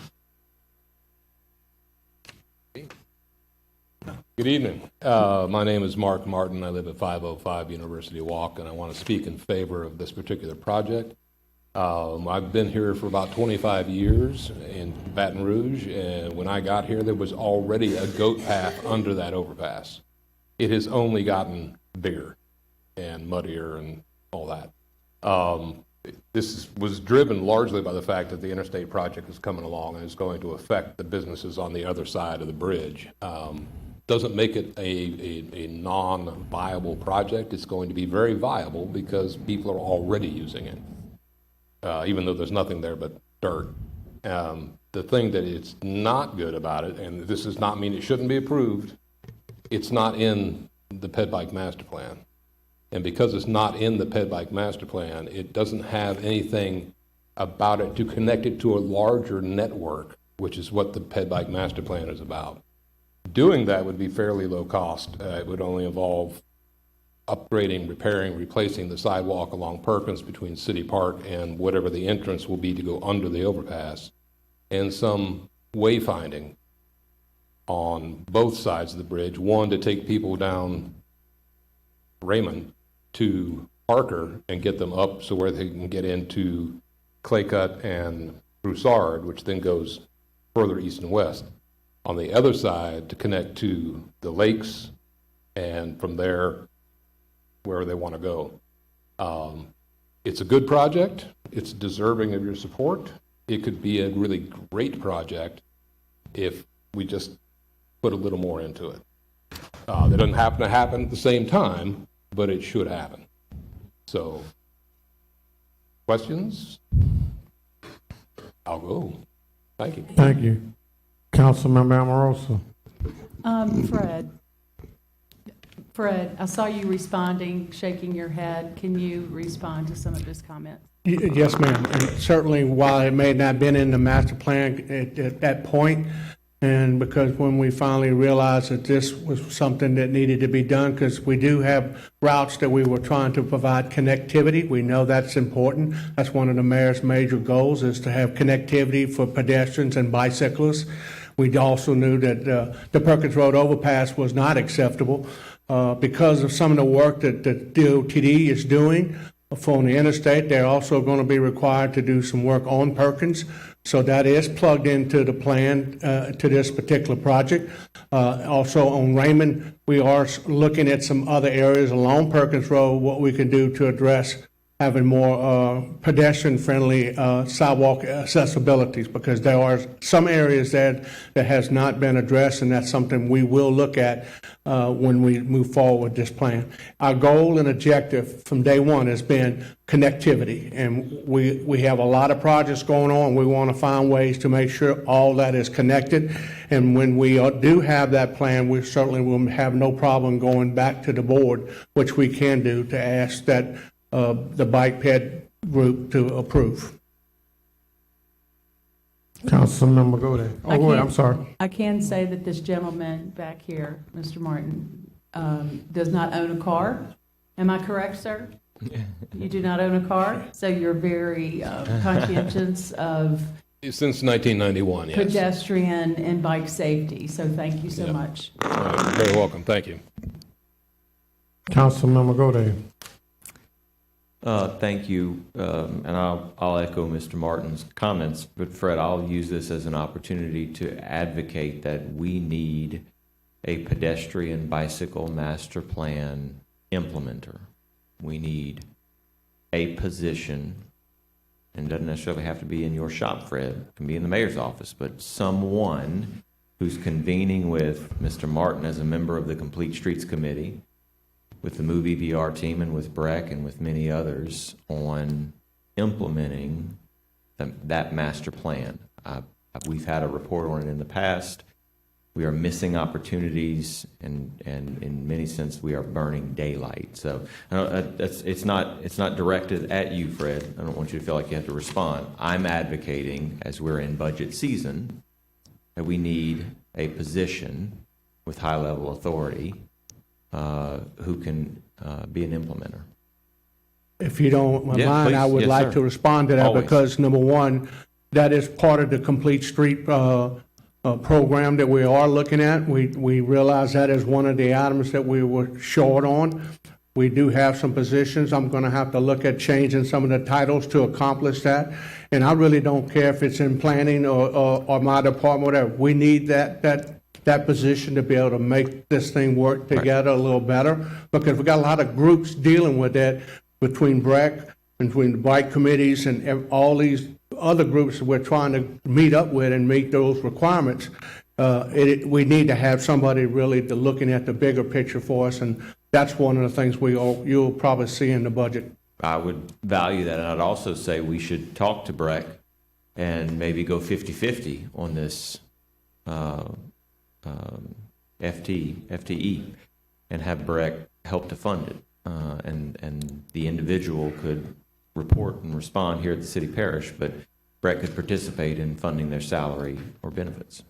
So there you go. We've had a lot of discussion with the agencies that we feel like would be more appropriate, and that is what we're looking at, find ways to multitask it, but also multi-fund it too. Multi-funded. I like Yes, it. sir. Thank you, Fred.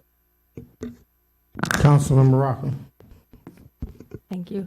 Thank you so much for your input on the bike path information. That is really great information to have. I want to take this opportunity to absolutely commend fellow council members. This area all reaches a point. It all pies off at a point with 3 different council districts, one of which is mine. The other is Mayor Pro Tem Lamont Coles, and the other is Councilwoman Carolyn Coleman. And this truly was a collaborative effort on behalf of the council, the mayor's office. Fred has been a champion, an absolute champion for the people in that area.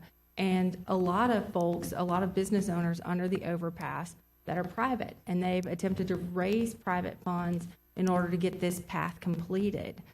We've also had conversations with the state because we're all aware of the overwhelming I-10 widening project that will definitely impact this area. So there are contributions made by them as well. But at the end of the day, I think we have to applaud the infrastructure improvement and the connectivity that we've given to this particular area that's going to make it completely walkable. And it'll allow people to no longer have to cross over the treacherous overpass to get to some of these restaurants, to get to Trader Joe's, to get to Walmart. And a lot of people in that area, especially since the pandemic, have utilized those sidewalks. And they've walked around with their small children. And the growth in that area has allowed a lot of vendors to pop up and a lot of people to get outside and explore that area. And I'm very excited about what the future looks like under the overpass. But again, Fred Rayford, thank you so much. We could not have done this without you. Carolyn Coleman, Lamont Cole, thank y'all so very, very much. It's a great addition to our districts, and I could not have asked for a better team and worked with better people to try to get this done. So thank you all. Ditto what Councilmember Rocker said. Mr. Chairman, may I just say one response? Sure. I wanted, because everybody's asking about where we are with the railroad company, and because of all the changes that have taken place in the railroad, who's ownership and stuff, we have been working with the railroad for about a year now, trying to get this permit. And I think because without the permit, it's not going to be, the plan really won't work very well. I have received response back that it is actually at the right railroad company, and they're looking at from the legal aspect to be sure that the permit will be approved. They indicated to me, and I didn't see any reason, because we met with both companies and everybody has agreed to do what we want to do. And certainly we're going to have to pay for the crossing, that's understandable. But at this point, I want the public to know that we are pushing this thing every day.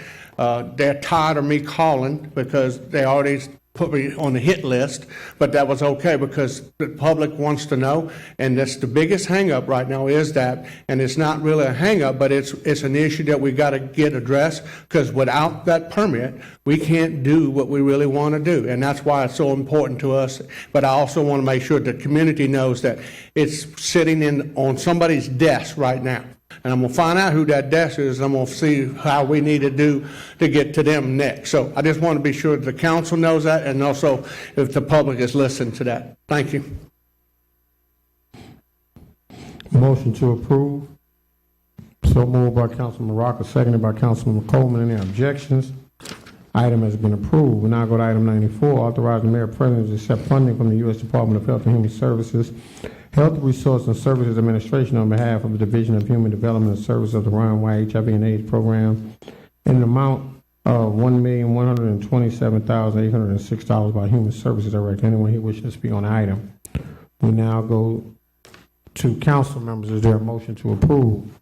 So moved by Councilman McCollum, seconded by the chair. Any objections?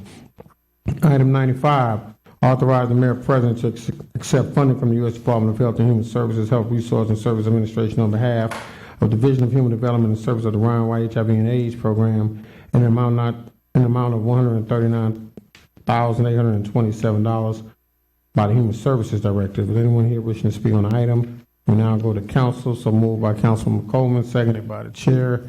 Any objections? We go to item 96. Authorize the mayor president to accept funding from the U.S. Department of Health and Human Services, Health Resources and Services Administration on behalf of the Division of Human Development and Services for the White HIV and AIDS Program for an amount of $3,145,902 by the Human Services Director. Is anyone here wishing to speak on item 96? So moved by Councilman McColeman, seconded by the chair. Any objections? We go to item 97, authorize the mayor president to amend the subrecipient contract with No AIDS Task Force for an increase in the amount of $18,530 for a total amount not to exceed $299,616.59 by the Human Services Director. Anyone wishing to speak on the item? So moved by Councilman McColeman, seconded by the chair. Any objections? We go now to item 98, authorizing the mayor president to amend the subrecipient contract with HIV and AIDS Alliance for Region 2 for an increase in the amount of $56,576 for a total amount of not to exceed $556,826.55 by the Human Services Director. No adjudicated property. Let's go to administrative matters. Show me abstaining from a 98. Show Councilmember Dunn Jr. abstaining from item 98. Administrative matters.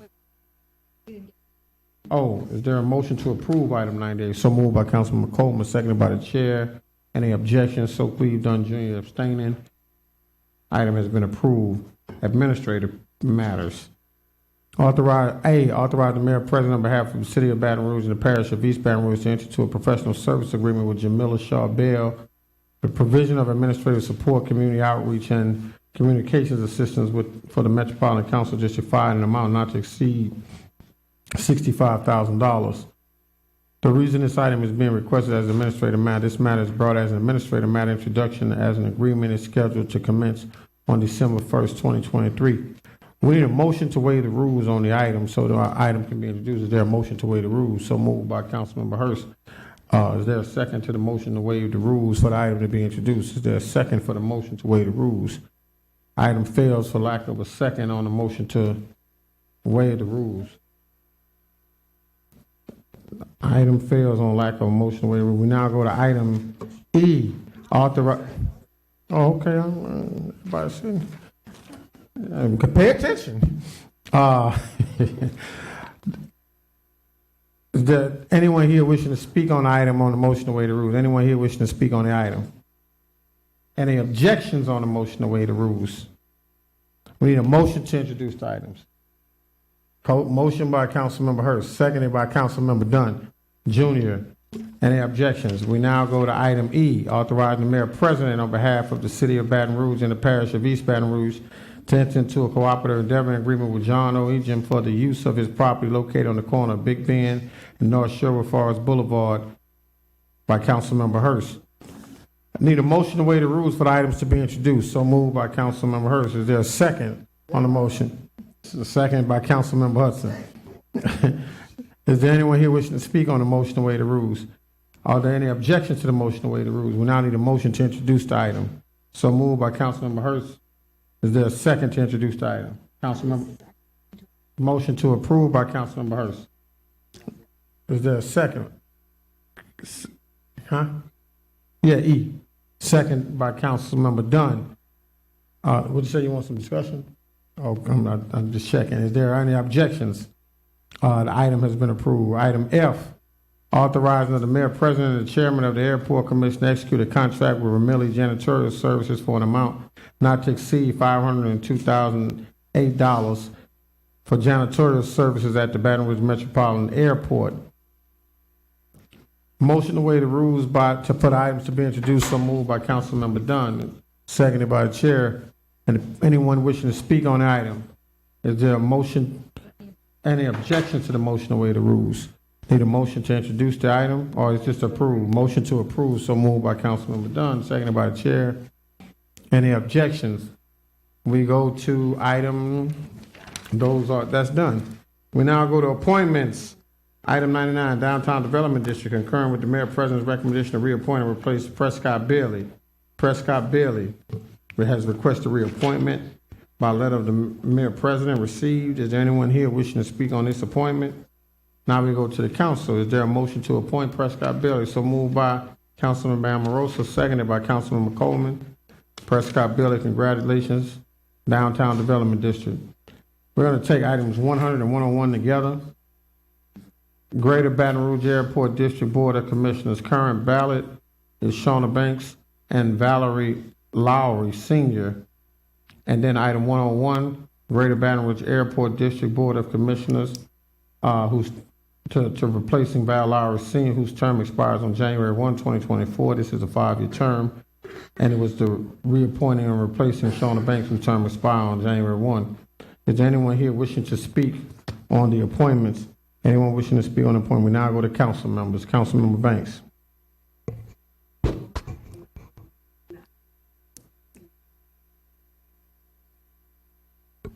It was to complete a term, and that ends on December 31st, and then, so, I'm cool. Yes, ma'am. So we go back to item 100. What's the pleasure of the council? Councilmember Dunn. Motion to appoint Val Lowry. There's a motion.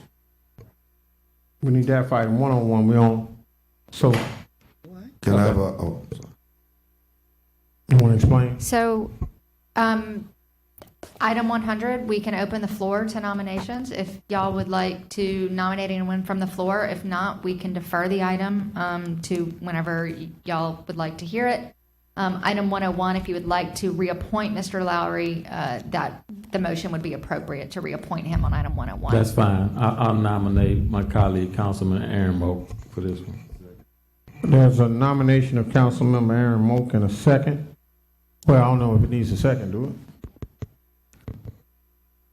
Councilmember Adams. Oh, second, third, fourth, and fifth. Any objections? We have one objection, Councilmember Moak. Councilman Rocker's objection. All right, congratulations, Councilmember Moak, you've been appointed. Item 101, consideration of reappointing and placing Val Lowry, whose term expires. I read it already. Councilmember Banks has removed her name. Is there anyone here wishing to speak on the item? Councilmember Dunn. Motion to approve Val Lowry. Motion to approve Val Lowry, seconded by Councilmember Noel. Any objections? Congratulations, Mr. Lowry. We go now to Greater Baton Rouge Airport District Board. Consideration of replacing Trey Welsh, whose term limited. This is a 5-year term. There's a request to defer this item. Is there anyone else wishing to speak on the item? You can defer the item or you can nominate somebody from the floor. What is the pleasure? Councilmember Adams. I received a call from Senator Franklin Foyle today asking to be appointed to the Airport Commission. He would be a full member, not his designee, and so he would be required to maintain the attendance that everyone who is on the board is required to do. And I think it's exciting to have one of our parish elected officials, long-serving legislator who is so interested and motivated to work towards the betterment of Baton Rouge through the Airport Commission. So there's a nomination for Franklin Foyle? Okay. Are there any other nominations? I'd like to make a nomination for Joy Womack. Yeah. I'd also like to say that the legislator has 4 designees, 2 state representatives and 2 state senators currently serving on the airport commission. I think it's redundancy to add another legislator. That would be more than 50% of the body. I think our boards and commissions should have representation from the general public and not all elected officials. If you include the 4 legislators and the 2 council people, that's 6 elected officials on the airport commission. Offer that up for your consideration. So the ballot now is Franklin Foyle and Joy Womack. We're going to vote on the machine. Any other nominations? Any other nominations? We're going to vote on the machines in the order that the individuals were nominated, so we'll be voting first for Franklin Foyle. Machines are open for Franklin Foyle. You can only vote once. You can only one vote. And if you don't want to I'm vote for this sorry, person. Councilmember Banks. We're not going to vote just yet. We're going to hear from council members. Yeah. Okay. What we do? We're gonna vote or? No, go ahead. Yeah, I was just gonna concur my time on the council. I just thought it was redundant that there are even 4 state elected positions. I literally, during my tenure, saw one. I mean, I think I may have saw one twice, and a couple of them not at all. And I just don't understand that. Is that a makeup, Ashley, that we are responsible for? The board, the makeup of the Board of Commissioners, yes, it was, I'll defer to Michael Tafaro, but there is, there's state law that governs it as well as city parish ordinance. Good evening, Council. Michael Tafaro, Airport Legal Counsel. 9 members are appointed by this body, according to Act 151 of 1969. And then over the years, that act has been amended on 2 occasions to add 2 state senators and 2 state representatives. The state senators are districts 14 and 15, and these state representatives is 63 and 64, I believe. Are the I blanked out on the numbers. I'm sorry, but it's been amended over the years. The other 2, the representatives and the senators may serve or appoint a designee to serve. And there are some other quirks in the little rules about quorums, but they are full members for voting privileges. So in the on the pictures, it shows all of the. We have pictures of both the actual members and the designees as well too. Why? It's just something that has been carried over year after But year. that's not anything in law, right? No. That doesn't give anybody authority or anything. We need to fix that. Yes, ma'am. Okay, thank you. Councilmember Adams. So the senators and representatives that serve now or have their designee on the board, that's in state statute. This would actually be the only path for Senator Foyle to serve, and he would not be able to appoint a designee. Is that correct? If we appoint him, there's no designee. He is a member just like any other person from the public that we would appoint, and he would be subject to those attendance requirements for all of our boards and commissions. That would be correct. Which is not necessarily the case for our other state elected officials who have a designee. They have that by right, by virtue of their position and enshrined in state statute. So this is the senator saying, I'm an everyday person in the community. I have a great interest in the airport. I want to serve. I'm not asking for any special privileges. I will serve in the way that any other member of the public would be required to, correct? Yes, he would be considered one of the 9. He would not be permitted to have a designee and would be subject to the Metro Council's establishment of the 75% rule. Great. Yes. Thank you for that. Councilman Moat. Hold on, before you step down. Explain to me the rules for the state legislators and their designees. Is it say a meeting's coming up and they can designate someone randomly, or is a designee picked to automatically be there whenever the state legislator is not available? Is it one person that's a designee, or each meeting they can appoint a designee to go to that particular meeting? We must receive in writing from them appointing a specific designee. It's not whoever they send to the meeting. So each person has appointed someone, like for instance, Representative Carpenter has appointed her aide, Kermit Johnson. And when she cannot be there, he sits in that place. Senator Barrow has appointed Mr. Darren Miles. When she cannot be there, he sits in that place. They can't send someone else. It has to be in writing and from that. And then I believe the other two also have designees. And the designees are the majority of the time who are there for the meeting. Well, that was leading me to my next question is what percentage of the actual attendance, actual meetings are the representatives showing up and what percentage are the designees showing up? I don't have that numbers with us tonight for this purpose, but we do count them. We do count that seat there, whether it's the representative or the designee. Sometimes the representative or the senator doesn't show up; they just have a designee, and sometimes it fluctuates depending on what's going on at the session.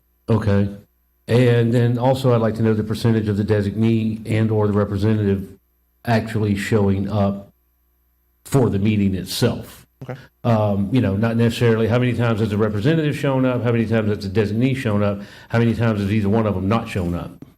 We can get you that. Do they follow, as far as them not showing up at all, do they follow the same guidelines as far as the 75% rule? No, they do not follow. So they could just choose not to show up unless it's just one specific topic they want to come speak on. And at that point, they can then either show up themselves or send their designee to speak on that particular topic, maybe one time a year. I guess you could argue that point, yes, but we do have active legislators who do attend our meetings and or their designees. We don't have someone who is consistently absent from all the meetings. Okay. So they are active. That's just information I didn't, just like us being appointed to these boards and commissions, I would think that we would need to show up and be there without a designee if you want to take on that role, if you want to be active participant in these groups and committees. And if we are going to require the public that want to be on these committees to be there at a certain time, I would think these same rules should apply to every one of us, whether we're elected officials or not. Well, that would require a modification of state law with regards to the designees. That's why they're entitled to a designee. So the designee is a state law on our commission? No, the representatives and the senators who are appointed through the act, it says or his or her designee in the actual act, the body of law that says that. And so that's written into it. So was this commission created by the state or by the state? Okay. Okay. Well, that'd be a long road, but I just state my point that if you choose to take on this role, whatever elected capacity is, you should follow the same rules as we're expecting the public to follow that we are pointing to these boards. So that's all I've got to say. I would like to know these numbers and everything. So I know the original thing was talking about a deferral, but I would like to know the numbers. I'm good if we want to move forward, but I would like to know these numbers and everything. And if everybody wants a deferral, we go for a deferral. Councilmember Hudson. I'm just glad that we had this discussion because it sort of lends to a further discussion of just how screwy of a governance model this is. I certainly respect the impact that the airport has on those individual districts, but the fact is that the airport serves this entire parish and really it serves the entire capital region. So the idea that we're carving out certain seats on the airport commission for certain districts, and it really, I think, is problematic. If we're ever going to get to a point where we create some autonomy and have that airport be its own authority, I think we've absolutely got to correct this issue. I recognize it's state law, but I think by way of resolution, this council needs to report to the state and say, hey, we recognize this governance model is an issue. We need to correct it as far as number of seats and then also the attendance requirements. So that'll be something to look forward to in the future. Councilman Banks. I concur. And this is problematic with a lot of our different districts. Because if there's a state elected official that does not like the appointee of another elected official, then they can just change the governance body we've seen that in our community. Every session there's a change because that particular state elected official decides, I don't like the makeup of the body because certain people may get to serve, or I don't like the makeup of the body because I don't like the appointee of another. And all of that is creating havoc. Even the free advertisement that on the airport that elected officials are getting along with their appointee in the lobby of the airport. All of that needs to change. I think those are not governance. I think those can be made by the administrators of the airport. And so that's another issue that maybe by resolution that we will indicate that it's either you or your appointee who's going to be there, because there's no other board that I know that you could switch back and forth as it relates to the attendance. And then oftentimes, I mean, in my time where the elected official and the appointee were there and they both had talking time. So it is a zoo as it relates to governance, and we do need to modify that in some way. We have two candidates on the floor to vote for. First is Franklin Foyle. Second is Joy Womack. You can only vote one time. We're going to vote for the order in which they went. Can I make a motion to defer for 2 weeks? You can make a motion to defer. There is a substitute motion to defer for 2 weeks. Is there a second on the substitute motion to defer for 2 weeks, seconded by Councilmember Adams? We're going to vote on the substitute motion to defer for 2 weeks. Substitute motion. Machines are open on the motion to defer for 2 weeks.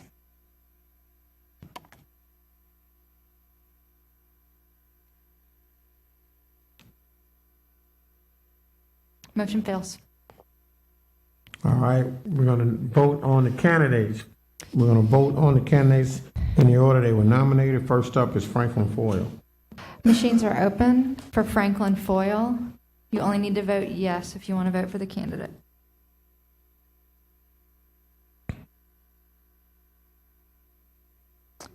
Six votes. And now we're going to vote for Joy Womack. Machines are open for Joy Womack.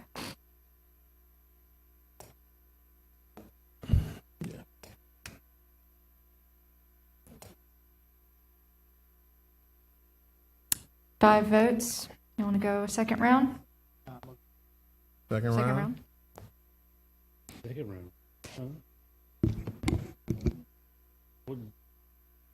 There is a substitute motion to defer again. What are we doing? Oh, we still stay on Second You round. can go through another round of voting if you would Second like round. before All right. you decide. Yep. At the next meeting, you can. Second round. We're gonna vote a second time, Franklin Foyle. Machines are open for Franklin Foyle. Franklin Foyle. 5 votes. We're going to have to vote. All right. Next is Joy Womack. Machines are open for Joy Womack.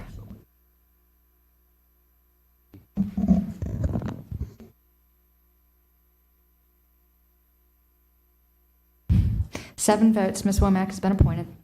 Congratulations, Ms. Womack. We now go to item 103. Board and Commission of Lane Regional Medical Center consideration of replacing Gaynell Young, who is term limited. Current ballot is Benjamin Cabin.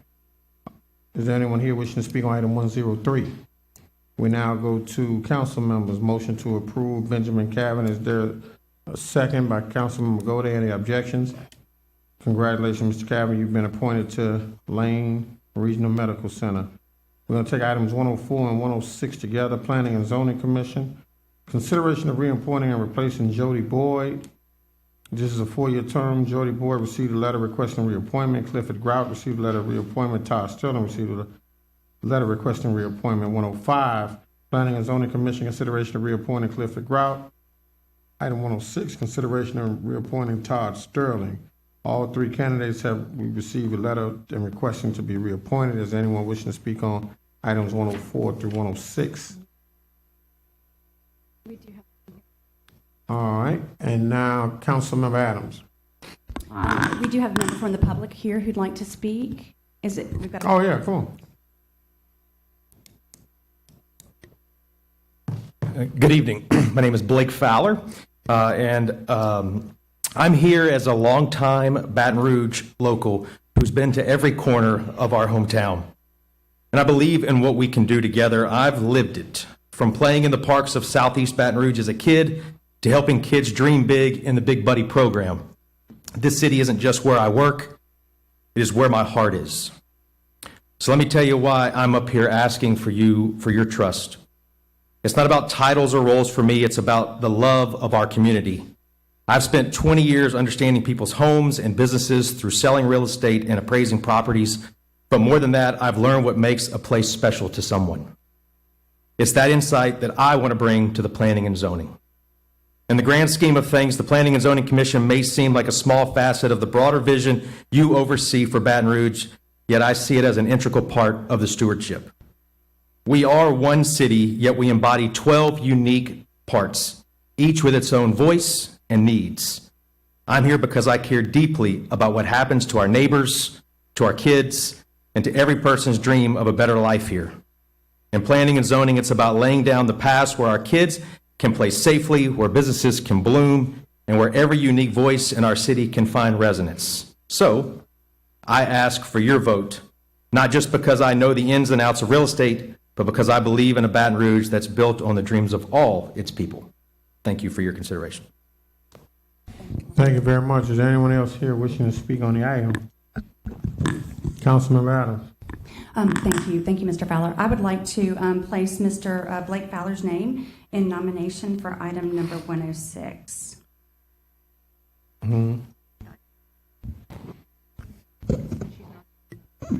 Gotcha. We'll take item 106 separately. Anyone else want to nominate anybody else? All right, is there a motion on item 104?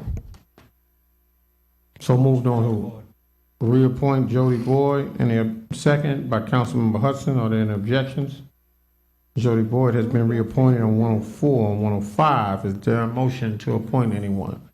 Councilmember Hudson. Reappoint Clifford Grout. Is there a second on Clifford Grout? Second by Councilmember Gode. Are there any objections on Clifford Grout? We now go to item 106. The ballot is Todd Sterling and Mr. Fowler. We're going to vote on the machines. Go ahead, Councilwoman, go there.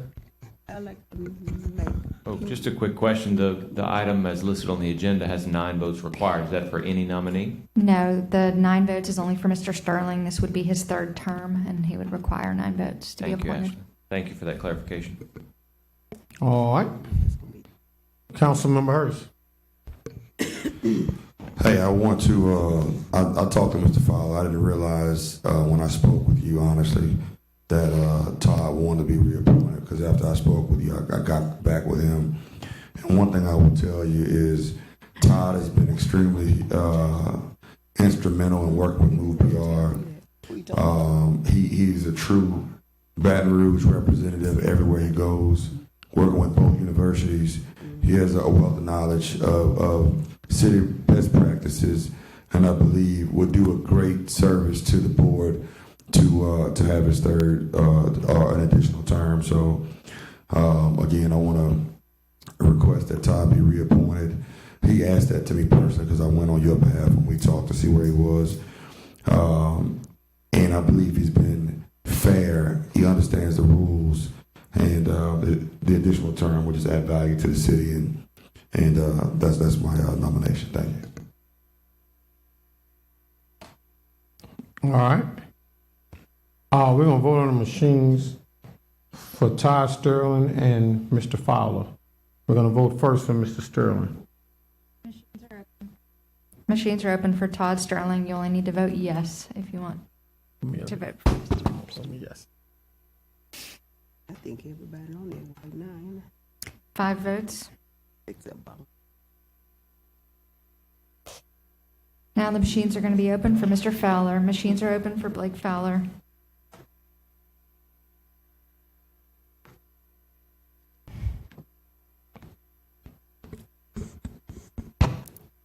Six votes. Y'all can vote another round, or you can defer the item.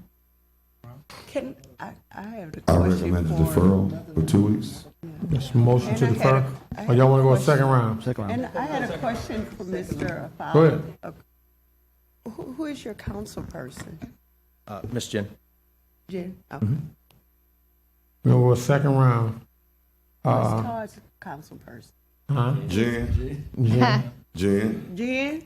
he lives in She's Concord, torn. Stratford. Sorry, I She's haven't torn. heard from Mr. Todd Sterling, and I was under the impression that he was not reapplying for this Did term. you tell somebody that? No, he didn't. That was a misnomer when I called him. He said, no, well, I didn't say that. I would have removed myself from the ballot. Sorry, I didn't know, and Mr. Fowler came to my office, met with me, asked for this appointment, and I support him. Thank you. So we never clarified it with Mr. Todd. All Mr. right. Hudson. Councilman Hudson. I'll only mention that I know Mr. Fowler in a professional sense. I've worked alongside him on deals before and seen him advocate for very positive things as it refers to development in the area. So I appreciate your willingness to throw your hat in the ring. It's a thankless job, and I know you're a busy guy, so thank you. Councilman Banks. I just have, how many real estate persons do you know that we have? I do like the idea that when we have these commissions and boards, that we do have citizens, a variety, eclectic group. But I know we have a home builder. I'll be honest, I do not know what profession the members of the planning commission are. Whoever said defer, I would like to second that, because I do think we need to look at what we have, because we'll have a terrible off balance if we have a heavy presentation of real estate, home developers, and then and that's basically what we're having come before us. If y'all choose to defer the item, I will research that for Did y'all. I hear somebody? You mean professions that deal with Yeah, if we have a heavy presentation of nothing but real estate agents, developers, and bankers, then the stack is kind. Yeah, I know that is true. Then I'm just saying that it's bare looking at to make sure that we are presenting ourselves in a way that the community and those that come before us feel that they have an equal shot, both at the commission level and at the council level. Councilmember Moe. Is there anyone from planning or anybody here that could answer this question now? I know I turned around and looked. I know there probably is not. So, one of the things we might want to look at doing is moving this over to our council planning night, so people would be here that would answer these questions. But I kind of look at the same thing with the makeup of the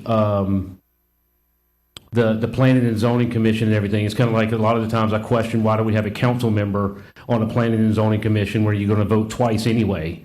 You already know what the vote is coming into the council meeting. Some of these things with, as far as who's on the commission and everything, I've been to several planning and zoning commissions. I think there's a great makeup, and I think this gentleman here, Mr. Fowler, would be a great addition to the planning and zoning. Again, he came and met. I met with him yesterday. Had great discussions with it. His vision and the way he looks at doing a lot of these things on the board, I think he would be a great addition. So thank you. We're going to vote for a second round. First up is Todd Sterling. Machines are open for Todd Sterling.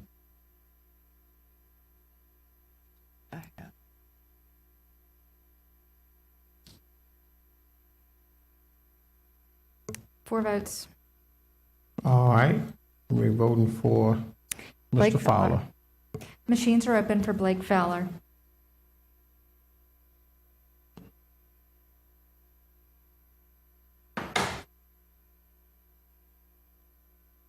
Seven votes. Mr. Fowler's been appointed.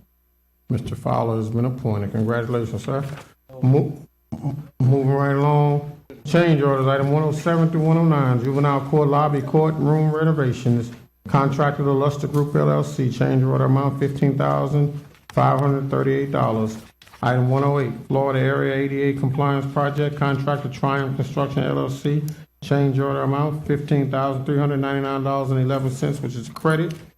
And item 109, Sales Tax Street and Road Rehabilitation Program, contractor Material Resources Incorporated, change order amount $782.53, which is a credit. Anyone here wishing to speak on items 107 through 109? Council members, is there a motion to approve 107 through 109? So moved by Councilman Amoroso, seconded by the chair. Any objections? We go now to final acceptances, items 110 through 111, Florida ADA Area Compliance Project, contractor Triumph Construction LLC. Final cost $768,692.53. Item 111. Sales Tax Street Road Rehabilitation Program, contractor Material Resources Incorporated. Final cost $2,530,122.97. And item 1, that's item 111. Is there anyone here wishing to speak on these two items? Is there a motion to approve the two items? Is there a motion by the council? Items 110 and 111. So moved by Councilmember Hudson, seconded by Councilmember Gode. Are there any objections? We now go to items 112 to 115. We'll take together. Acceptance of low bids, upgrade to existing IT room HU for emergency cooling at City Hall building. Item 112, corporate mechanical contractor, $70,000. Item 113, AHU and VAV control upgrades at Louisiana Arts and Science Museum, Johnson Controls, $59,000. Item 114, installation of new evaporative cooling tower at United Way building, corporate mechanical contractor, $140,000. Item 115, parish-wide pavement and remarking, East Baton Rouge parish-wide pavement and marking LLC, $798,080. Is anyone here wishing to speak on items 112 to 115? Is there a motion to approve items 112 to 115? So moved by Councilmember Hurst, seconded by the chair. Are there any objections? We now go to item 116. This has been a request to defer item 116 to December 13th, receiving a report from the St. George Fire Protection District on medical and safety training officer schools in the community by Councilmember Denise Amorosa. Is anyone here wishing to speak on item 116?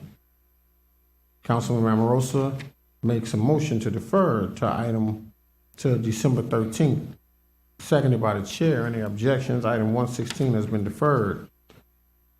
There's been a request to defer items 118 through 120 by the sponsor. I'm going to read them together. Receiving a report from Mayor Sharon Weston Broome and the City Parish procurement, payments, reimbursement, and financial systems processes. The report should include an evaluation of industry best practices, ways to improve, ways to streamline and strengthen City Parish's procurement, payments, and reimbursements, and financial system process by Councilmember Dunn Jr. Item 119, receiving a report from the Finance Director Linda Hunt on the City Parish procurement, payments, and reimbursement of financial system process. The report should include an evaluation of industry best practices, ways to improve, ways to streamline and strengthen the City Parish's procurement, payments, reimbursement, and financial system process by Councilmember McLean Dunn Jr. Item 120, receiving a report from the Interim Purchasing Director, Paul Narcisse, on the City Parish procurement, payments, reimbursement, and financial systems process. The report should include an evaluation of industry best practices, ways to improve, ways to streamline and strengthen the City Parish procurement, payments, reimbursement, and financial system process by Councilman McLeave John Jr. Is anyone here wishing to speak on items 118 through 120? There's a request to defer items 118 through 120. Motion by Councilmember Dunn to defer to how long, Councilmember? Next council meeting. Next council meeting, which is Tuesday, November 21st. Tuesday, November 21st. Motion to defer, seconded by the chair. Any objections? Item has been deferred. Council members, our next meeting will be Tuesday, November 21st. This changes as a result of the Thanksgiving holiday. At this time, Councilmember Amorosa, I will entertain a motion to adjourn. So moved by Councilmember Amorosa, seconded by everyone. Meeting is adjourned. As always, protect your mental health.